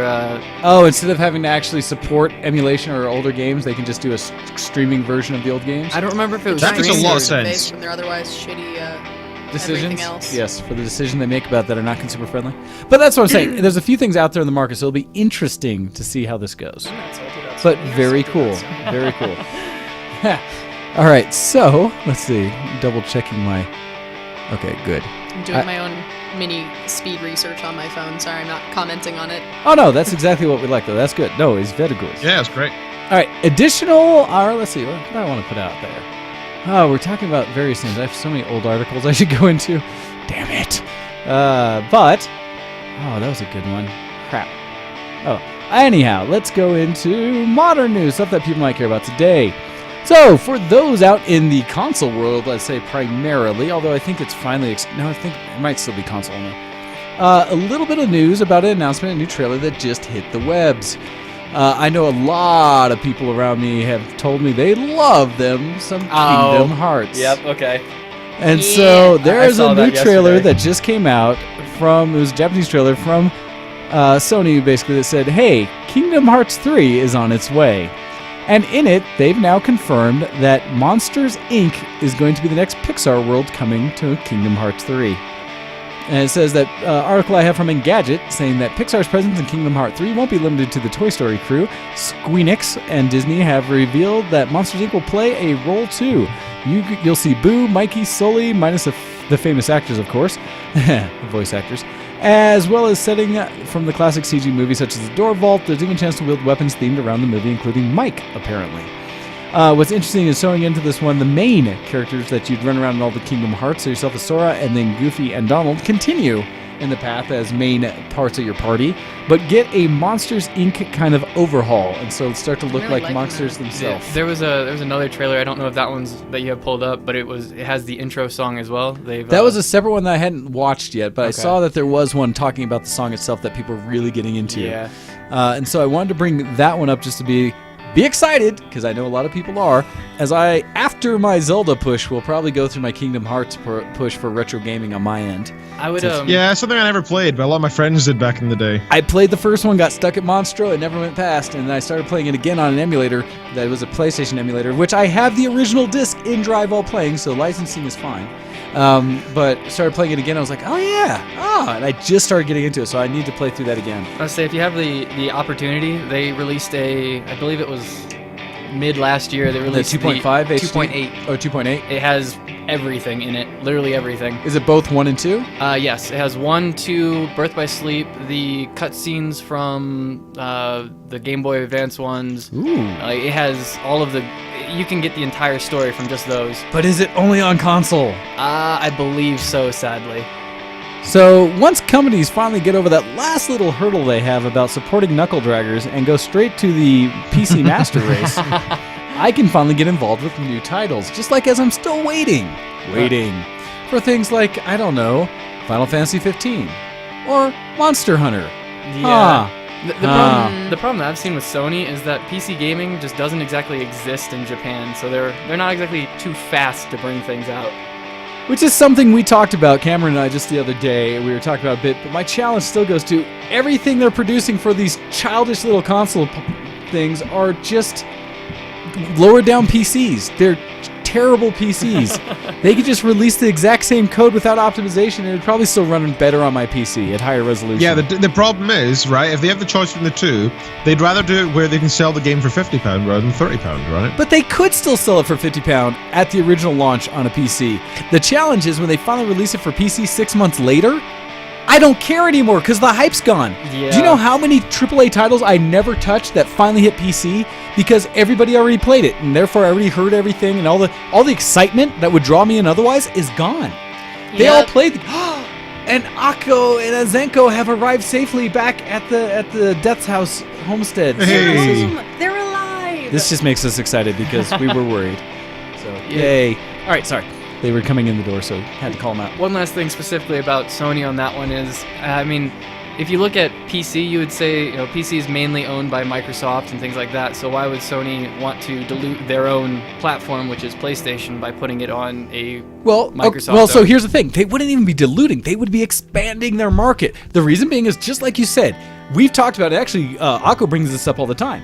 That Japanese culture is not PC literate. Mm-mm. They do not live on PCs like a lot of the rest of the world. So they're not mobile. hurting their market. They're going to stay on their mobile market. They're going to stay on console and going to win and do great. They would be expanding their market by every household in the world by allowing PCs to be part of that equation, especially right at launch time. That's the thing I think they keep missing. They keep thinking they're going to get just as many sales on the PC when they finally launch it 6 months to a year later. Not true. It's the hype. Yep. I would have been on. It's the same thing we talk about with crossplay. Gosh, there's no reason why we shouldn't have crossplay on every title released today. Again, a lot of that comes down to, does it sell on the, if you buy a PC, you're not buying a PlayStation. True, If you're not buying a PlayStation, but I'm still- it's not getting them money. But if I'm buying the game and it's licensed through and this is a Sony title type thing, then yes, I'm still buying it. Otherwise, I'm not. It's the difference between it's like what Microsoft did intelligently about their OS and their Office suite. What did Microsoft do in China? Microsoft sells Windows 10 for $10 a copy, essentially, in China. Do you know why? Couldn't I? Because China was one of the #1 piracy countries in the world. And prior to them releasing it at $10, they were getting $0 from China. After releasing it for $10 for registered legal copies in China, they made millions. Interesting. So the difference is, like, are you going to sell that market or not? So that's one of the things where, do you cut out the entire market just to kind of keep to your guns and say, I'm going to do this at this price? Or do you expand your market that much more to maybe get money you never were tapping into before? Yeah, I can see that. And once You need to be working. once and if it happens again where Xbox becomes the dominant system of consoles, I could see them doing that, but currently PlayStation is just winning by so much. That Microsoft hasn't really been It's- doing anything. it's Microsoft, why'd you take my Kinect away? You had a chance. You could have gone VR hard with that as well. I mean, come on. yeah. Oh, well. Yeah, VR Connect. Right? Comment. This is my ultimate thing I said about VR. It was the same thing where instead of having hand controllers, have the Kinect do your body and hand motion, and then the VR give you the display. Because now you don't need a controller. Pew, pew, pew, pew, pew. The Kinect's good And enough what's to do more, that. That'll actually make the Kinect work better because you can just tell it to focus on that one piece of VR Yes. that everybody Yep. would own. Just right? focus Like, on the it looks hands the and same. feet. Yep. It's like just having a big sticker on them that says, I am here, my head is here. You know? Right, that's all you would it need. actually made their job easier. Because even the old 360 Kinect could have handled that. The one on the Xbox, what they were showed, it was able to track, I forget how many discrete points, because I was looking at it when I was trying to see how I could hack it and do other things. And it's such a good hardware, and they just didn't support it. Microsoft just don't know how to market your hardware. Yeah, they made a really good product and then just kind of let it slip. Yes, gosh, not to feel any of Wayne's angst in this. And I mean, by straight hardware, Xbox is superior to PlayStation in all respects. Currently, with the what is that called? The Xbox, the new one. One X. Oh, yeah, the Scorpio, latest, whatever yeah, they the called latest one. It's actually really good because they showed that the PlayStation Pro was barely an update, where the actual full-on new Xbox was, or not new, but the upgraded Xbox was significantly stronger. Yeah. It's just, gosh, I wish these companies would get it straight into what they're trying to do and not try to do everything at once or minimize one side sector potential market because they're too, I don't know, afraid of what it might actually do for them. I will breathe now. I'm sorry. You did bring up a couple good points, though, that I think we've all forgotten. I think I forgot about the Kinect until you brought it up. I will never forget about the Kinect, and now that they no longer It's make it lost for the Kinect S. potential. The fact that I was trying to help one of my aunts get a Kinect for my cousin, or well, cousin's cousin, one of my cousins for her kids, is that they stopped releasing the Kinect at all, and so with that they've killed support. The adapters now that let it work with an Xbox One S That's what it's called. are $400 a piece now. What? Seriously? Microsoft was releasing them for free with a voucher, and then when you filed them in stores, they were $30. As soon as they announced that they were discontinued, the aftermarket side bought all of them, and they've been selling for an average of $400 for a $30 Jesus. connector. I seriously started trying to look for wiring diagrams There's capitalism. because I was going like, I will solder and build my own, damn it, That and sucks. have yet to. So Hey, yeah, speaking of Kinect. yeah, like I said, it's my right old sitting 360 right there. one, which is literally in here because I worked on building it as a 3D scanner, and it works. Nice. I just haven't got the software again. Huh. Yeah, so Impressive. it's actually really simple software, and I saw or hardware, and I saw the hardware that actually is behind the Kinect and the new one at CES. The company was selling them separately as the actual. This is the physical. This is it. Anyhow, so I have a Sorry to for that. derail that one. So, on that note, I'll say one other quick one, Ken, and then I'll throw it back to you. And again, everyone is also welcome to email into the show and let us know any articles that you would love us to talk about on the show and bring up so that everyone else will know. But the next one that I wanted to bring up is, as I mentioned, Monster Hunter. Because that is the current hype and what everybody seems to be playing today. That's what I've minus lost my life to. me, since it's again on a console and therefore I won't play it. Especially since I won't buy it on my Xbox One S, which is the inferior Monster Hunter console because it's really a PlayStation 4 game. Anyhow, on that note, this coming from VentureBeat, Monster Hunter World ships 6 million games faster than Jeez. any other Capcom game. That's because Capcom stopped releasing it in the United States. So this goes where Monster Hunter World is Capcom's fastest hit in the publisher's history. The studio announced on its Japanese site, as IGN reported. That's because we've all been stealing it from Japanese servers because they don't release it in the US. But hey, that's another problem. Hey, Capcom, Yeah. do good things. As Edimus says in the Twitch stream chat, 100 hours logged on Monster Hunter so far. Impressive. And it That's goes on good to say, considering it just came out. oh, people Wow. have been crushing it and having a good time. I played 40 hours the weekend it came out. Yeah. I was gonna say, I know several people. In fact, what was it? Hydroxycut for his birthday, he got a copy, and I think that next day he logged about 18 hours in it that next day. Jesus. Well, and people just said it's a fun game. I did get to play a Must little be. bit of it. And- I spent way too long in the character creator and played through a couple of the starter hunts. And so it's really pretty. it's another one of these that I would probably play this game if they weren't waiting for me to only do it as a knuckle dragger. And so because of that, I won't. Screw you guys. Bring it to the better system. I have 400 plus Steam games. I really want to play it, but I don't have a PS4. Yeah, and I'm not gonna I can't spend- justify buying one. I'm not gonna right spend now. $200 to $300 on the system just to play a single game. That's always my problem. So okay, Yeah. I have to stop myself right there. I say I don't want to buy a PS4 just for one game, and I know I would buy other games, but at the same time, that's exactly what I did with the Switch. Is I bought it for Zelda.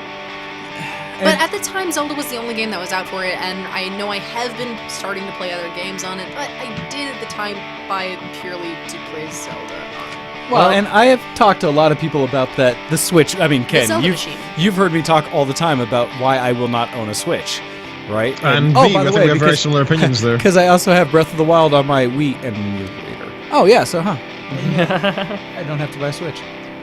If you want to use my Switch, though. Nope, streaming. But I know, but Nope. the nope, you don't understand. I do. You can you can adjust your bow in real time. Best controller ever made so far.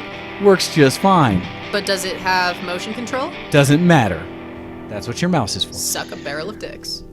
So I think I might actually buy Monster Hunter World because I'm looking at it now and I'm like, oh, I could actually buy that. I actually have a one console of which could us. actually You buy have which that is a nice console. change. Yeah, I'm you so have used the to the console. past when my PC was working, thinking, I'd love to get this, and I am a PC gamer, and it's actually a PC. hey, My PC can't handle hey. it. So, And the but even if main- I can actually get this. That's kind of the nice thing with consoles. I can be like, I can actually go buy this now. And Hey, it'll Ken, actually you know run. what's also cool?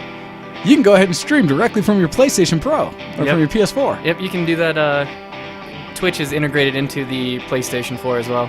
Yeah. The instead of the select button now, you've got the streaming stuff, right? It's cool. Yep. Yep. So you can do the same thing. And I wouldn't say I don't know if that. I'm able to see how bad I am at it, though. Yeah, but it'd be nice to see you gaming again and sharing it with the world.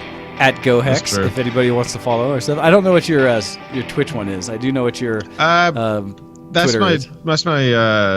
Twitter. I don't know what my Twitch one is actually. Let me check. We'll have to I find rarely it, but- use it, so Yeah, I'm exactly. Ken Reed VTW. There you go. Ah, there you go. Ken Reed VTW on Twitch if he ever comes live again and sets it up with his PlayStation.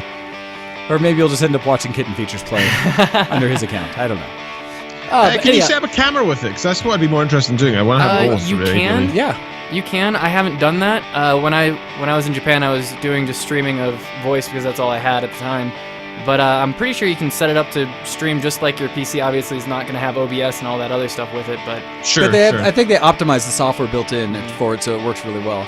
But finishing up the Nice. article, basically they said that it released on PlayStation 4, Xbox One on January 6th, and it reached the 5 million mark for sales just 3 days after release. yeah, It also, let's see, what else does it say? It's PlayStation 4's top digital game in January. Lifetime sales for the series is currently at 45 million. and to put that into My perspective, God. this is the 7th Monster Hunter game, I think, and Yeah. 45 million, and they're at 6.5 on this one. Yeah, well, it's one of those things that they basically stated this has Psycho. been the highest selling Monster Hunter ever, and they were actually really worried when it first came out whether it would do as well as it is. Well, because Try kind of flopped in when they tried to release it. I believe they released that to only Europe, and they didn't even bring it to America because it flopped in Europe. Which I know a number of people who are upset about that. Yeah. Oh, I can imagine. So with that, Ken, back to you. What do you got news-wise? Sorry, but my mind's completely blown. This has just gone completely past me. This on my radar. Just because every time I see Monster Hunter, I think to myself, "Oh, that's that kind of niche game that I know some people love in the VTW community." But I always thought was just this is a really difficult game to play that was kind of unforgiving and just very niche. And I thought, isn't it normally out for like Nintendo consoles? I seem to remember that as well. Yeah. So it just totally went past me, and now I'm really interested. I've been reading about it. So my next article actually is I just found because of this conversation, and it's from Forbes.com, and it's just the title that grabbed me. Monster Hunter World makes me think Evolve could have been a hit if it was totally reworked. And Hey, I Evolve loved was Evolve. really I thought good, it was so damn good. it. Yeah, Yes, it was a great great game. It just never got a following. Man, it was a good game. Why? Yeah, I was so sad that it didn't take off properly because it was fantastic. I really enjoyed it. And if this has even the vaguest spiritual ancestor to evolve, then I'm in. I've got it. I'm in. That sounds awesome. So the article goes on to say, as someone who's never played a Monster Hunter game before, as I think most people who now play this new game are in the similar situation, right? My point of reference are relatively limited. One comparison that stuck with me is how much it feels like Evolve, the doomed turtle game that had players chasing around a human-controlled monster on a map. The fights play out rather similarly. You track the monster through a detailed map full of smaller creatures. You engage at specific points, trapping and attacking before the monster flees again. And the monster will often keep evolving, with both new powers and defense abilities as you play. Either you kill the monster, or it kills you. So I can see why it's very similar. And yeah, I'm great. I'm very into it. Nice. So, outside of that, yes, more Monster Hunter. What else do you have, kid? What's another article before I take over yet again? Sure, I'll do another quick one then. So this is actually a video that I got from Unilad Gaming. It's on the Show Facebook page, and it's sort of instead of actually being an article, it's a video with little slogans and it plays through a clip of the game in the background. But it's clips of Fortnite, and it's saying that Fortnite has now overtaken PlayerUnknown's Battleground for most concurrent players on one day, which is not surprising to me. So now, technically, Fortnite is more popular than PUBG.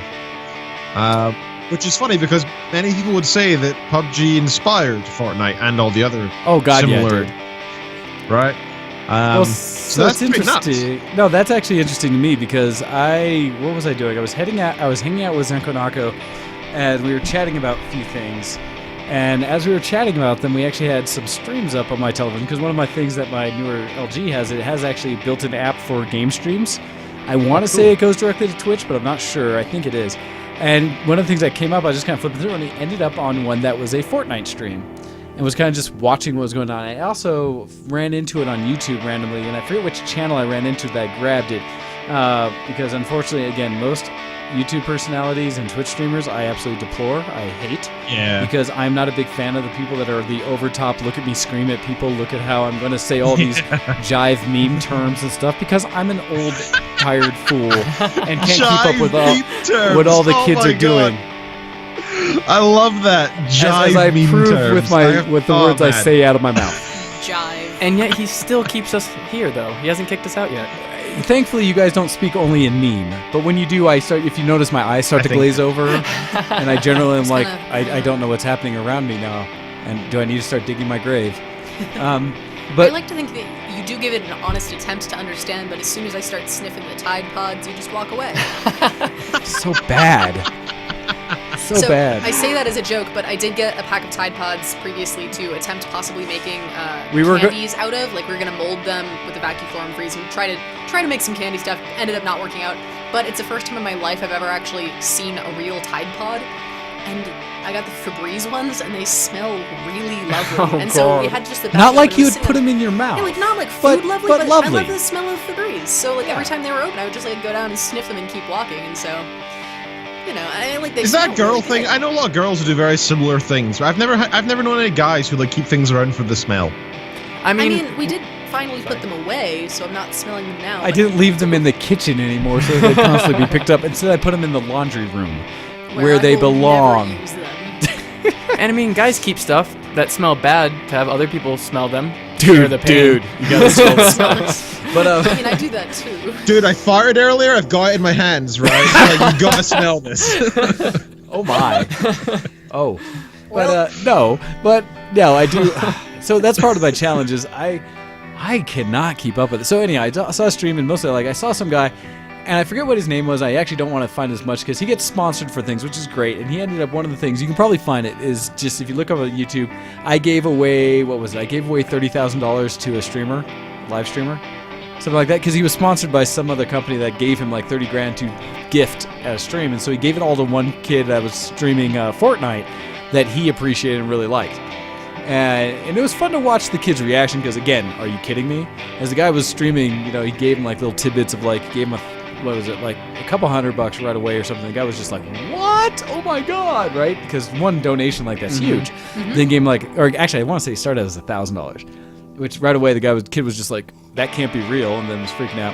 And then it upped it each time. It went from 1,000 to like 3,000 or whatever, like 4,000. Must have like, blown his mind. then like Jeez. 5,000, and then like at the end did it like 14,000, whatever it was. It ended up at the full 30, and kid was just done, right? Just done. But so it was a great stream and funny. But in doing that, I actually got to watch a lot of Fortnite video, and I was kind of like, okay, I can start to see some of the appeal of this game compared to PUBG, where it's a lot faster paced to me. Where PUBG is a little more like run, cower, hide in a bathtub, wait for something to happen. This one's more like build a quick wall around yourself. Yeah, I'm here. I know you're there. How are we going to do this? Oh, it's on. Let's go. The building aspect's crazy in it. Like if you actually watch people who are good at it, it's insane. Yeah. They're No, just they're flying constantly around, just- walls oh appearing my. all around them while Yeah. they're trying to shoot somebody and jump out the way. It's nuts. Nuts. So I played Fortnite for 1 weekend. My first time through, I was playing with my friends, and they carried me to a victory. And I was like, okay, I love it. I but won I'm 100%. I'm done. Leaving at a max. Right. You know, I really liked it wasn't realistic. It was very cartoony as well.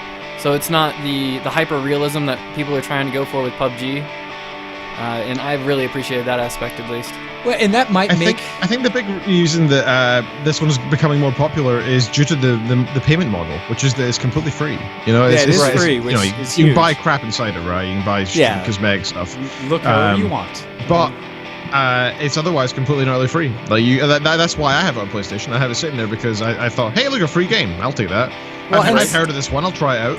And it might be something where maybe I'd be less stressed in a game like Fortnite that I do sometimes get in PUBG, where PUBG, as I'm waiting to see if I got to jump around this corner or something, the way I've watched people play Fortnite, at least, it's a little more aggressive, where it's like, okay, that's more my style. Just like when I play Quake or Black Ops or any of those games, it's not to sit there and camp. I hate that noise. I want to be running and pop, shoot, bam. Because then the adrenaline's just kind of constant versus the like heartbeat racing as I'm waiting to see something happen. It happens 2 seconds and I die. It's like, oh, shit. So that's part of the reason I chose this one, actually, is because I started playing this week, and I mentioned this in my Geek Cred section because I wanted to say it next to this news. So the best I ever did was like I came 26th, I think, and I was happy with that. I thought I was pretty good for like a third time playing. I tried the group mode out, I tried the solo mode out, but today for the first time I had Kittens next to me, my good luck charm, and I came third. Nice. I got to the sort of like the second tiniest little bubble, and it was on solo mode, and I was right outside just at the bubble, sneaking around this house, and I knew somebody was inside it, and I was sneaking around the corner, like looking around the corner really carefully. They came up right behind me and just shotgunned me to the head. We both went, oh! Like it was just so like momentous. We were whispering for no reason, right? So we're trying to be quiet in the game, and so me and Kit, I'm like, he's in there. Okay, I'm still sitting there. Do we shoot in front? Okay, do you see him? Oh no! And it was just so intense, and I didn't expect it because it really was so fun, and I didn't expect it from this game because it felt like I thought it was just some rip-off of PUBG that was going to be unpolished, cartoony, quick, get out the door kind of thing. But it's really nice.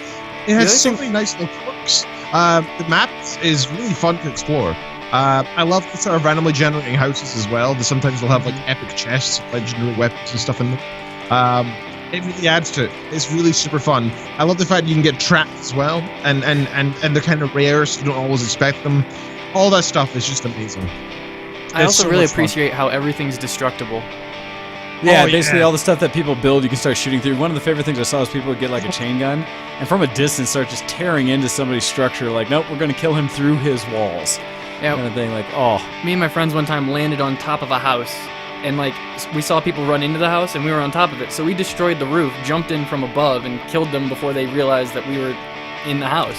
And they have some other neat things I've seen people do because you can get You can get jump pad things. Jump pads and stuff like that. So some of the ways some of the pros I've seen go to stay in the circle essentially as the storm's coming, which is Fortnite's version of the circle coming in. As the storm's creeping in, is they've run and like it's great to watch how they did this, building platforms up or like stairs up, kind of to heaven to the top area, and then putting a flat panel there and dropping a jump pad on it so that each of the team could run, jump off it, get on their little parachute umbrella thing to fly forward because it's faster than running down the train, and thus being able to get out of or stay ahead of the storm just slightly and get much further inside the circle than they would have just running on the ground. Things like that. I was like, that was really smart. We should and play this seeing together. how it goes, and so that's I've seen enough now that I'll probably end up acquiring Fortnite and trying to give it a try.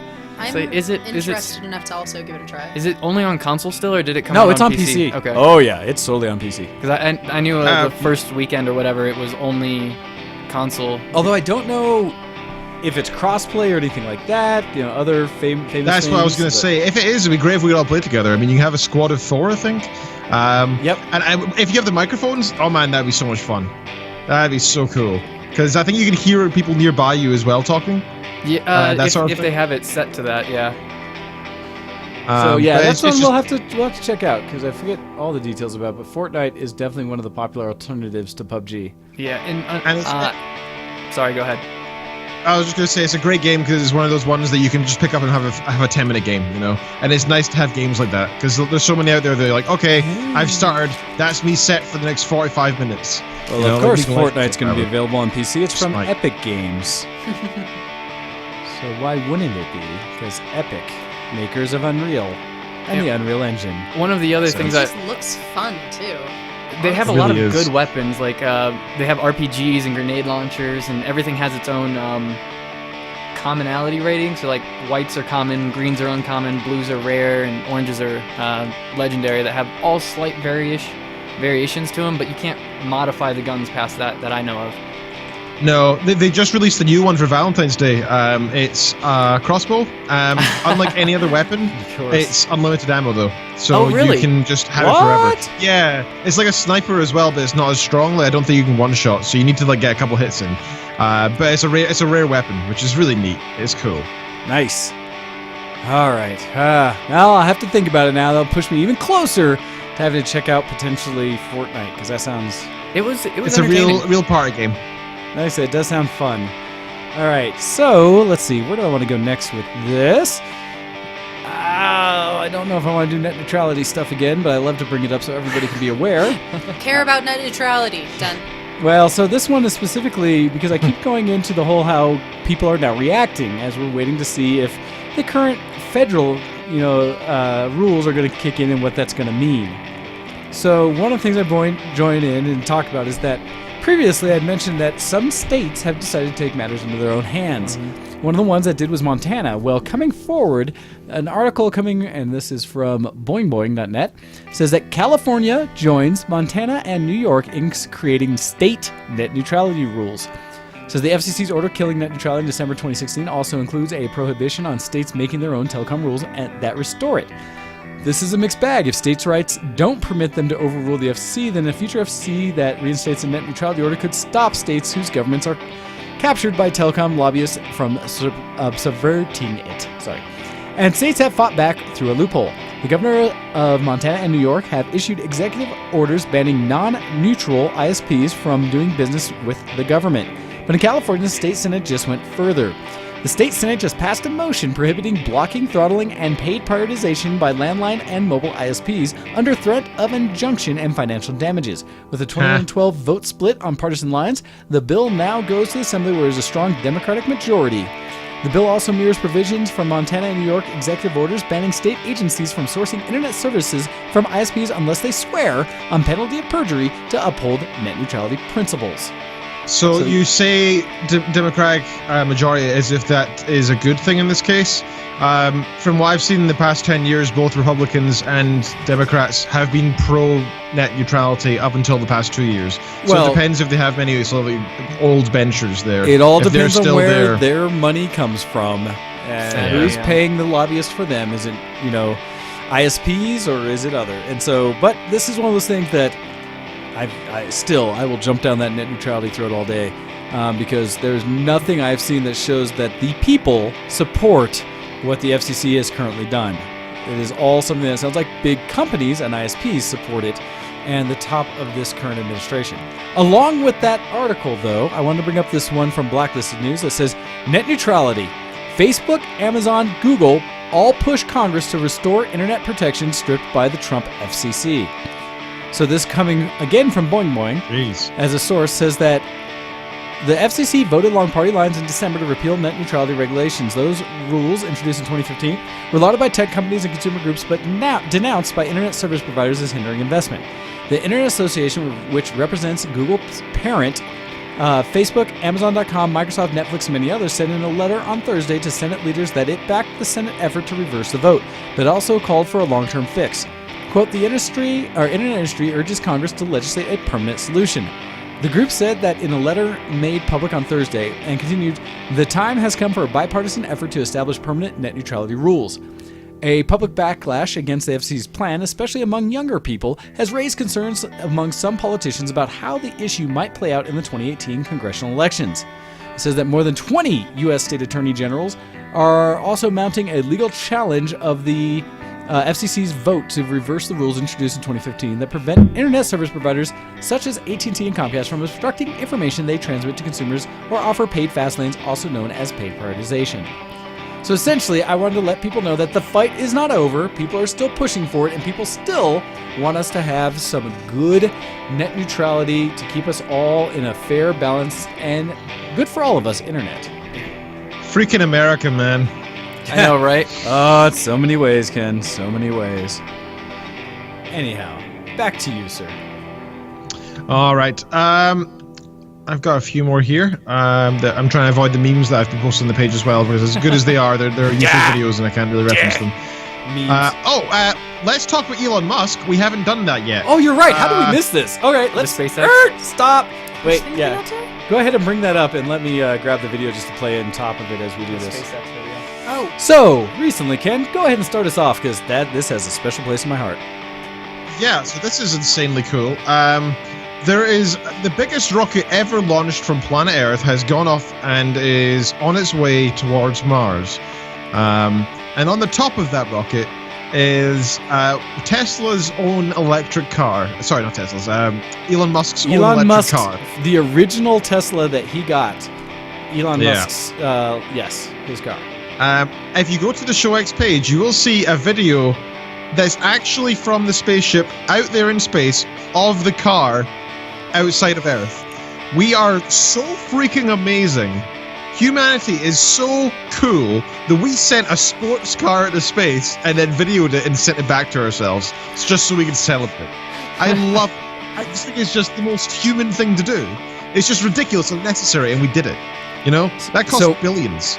Well, okay. So here's the thing, and I want to bring this up specifically because one of the things that a lot of people on the internet, I saw a meme type thing starting with this, and I'm going to throw in a video. This is from YouTube. You can go off of SpaceX's main site and you can watch it yourself. I'm going to skip through it ahead a little bit. But it's the Falcon 9 Heavy, which is their largest currently service rocket for carrying any payloads into space. It has the most thrust of anything that's currently flying, and they are working on a follow-on to this that'll be significantly stronger. It should be the first one to actually surpass the old Saturn rockets from back when they went to the moon.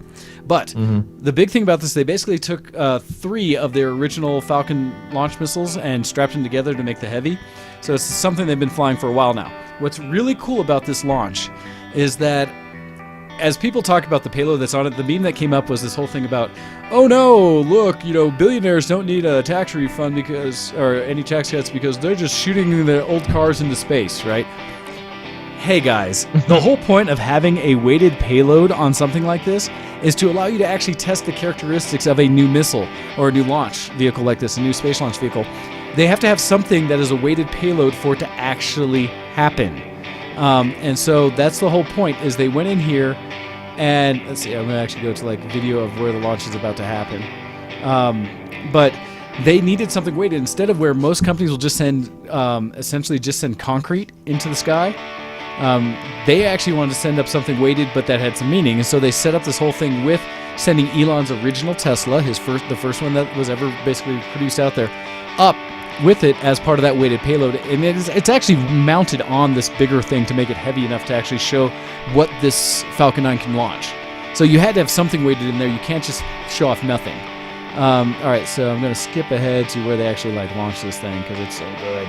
So I saw a few other memes about it. One was how David Bowie impersonated Elon Musk in a movie, and then there was a picture of the car with it was one of those where it's like, look, it's David Bowie being what was it?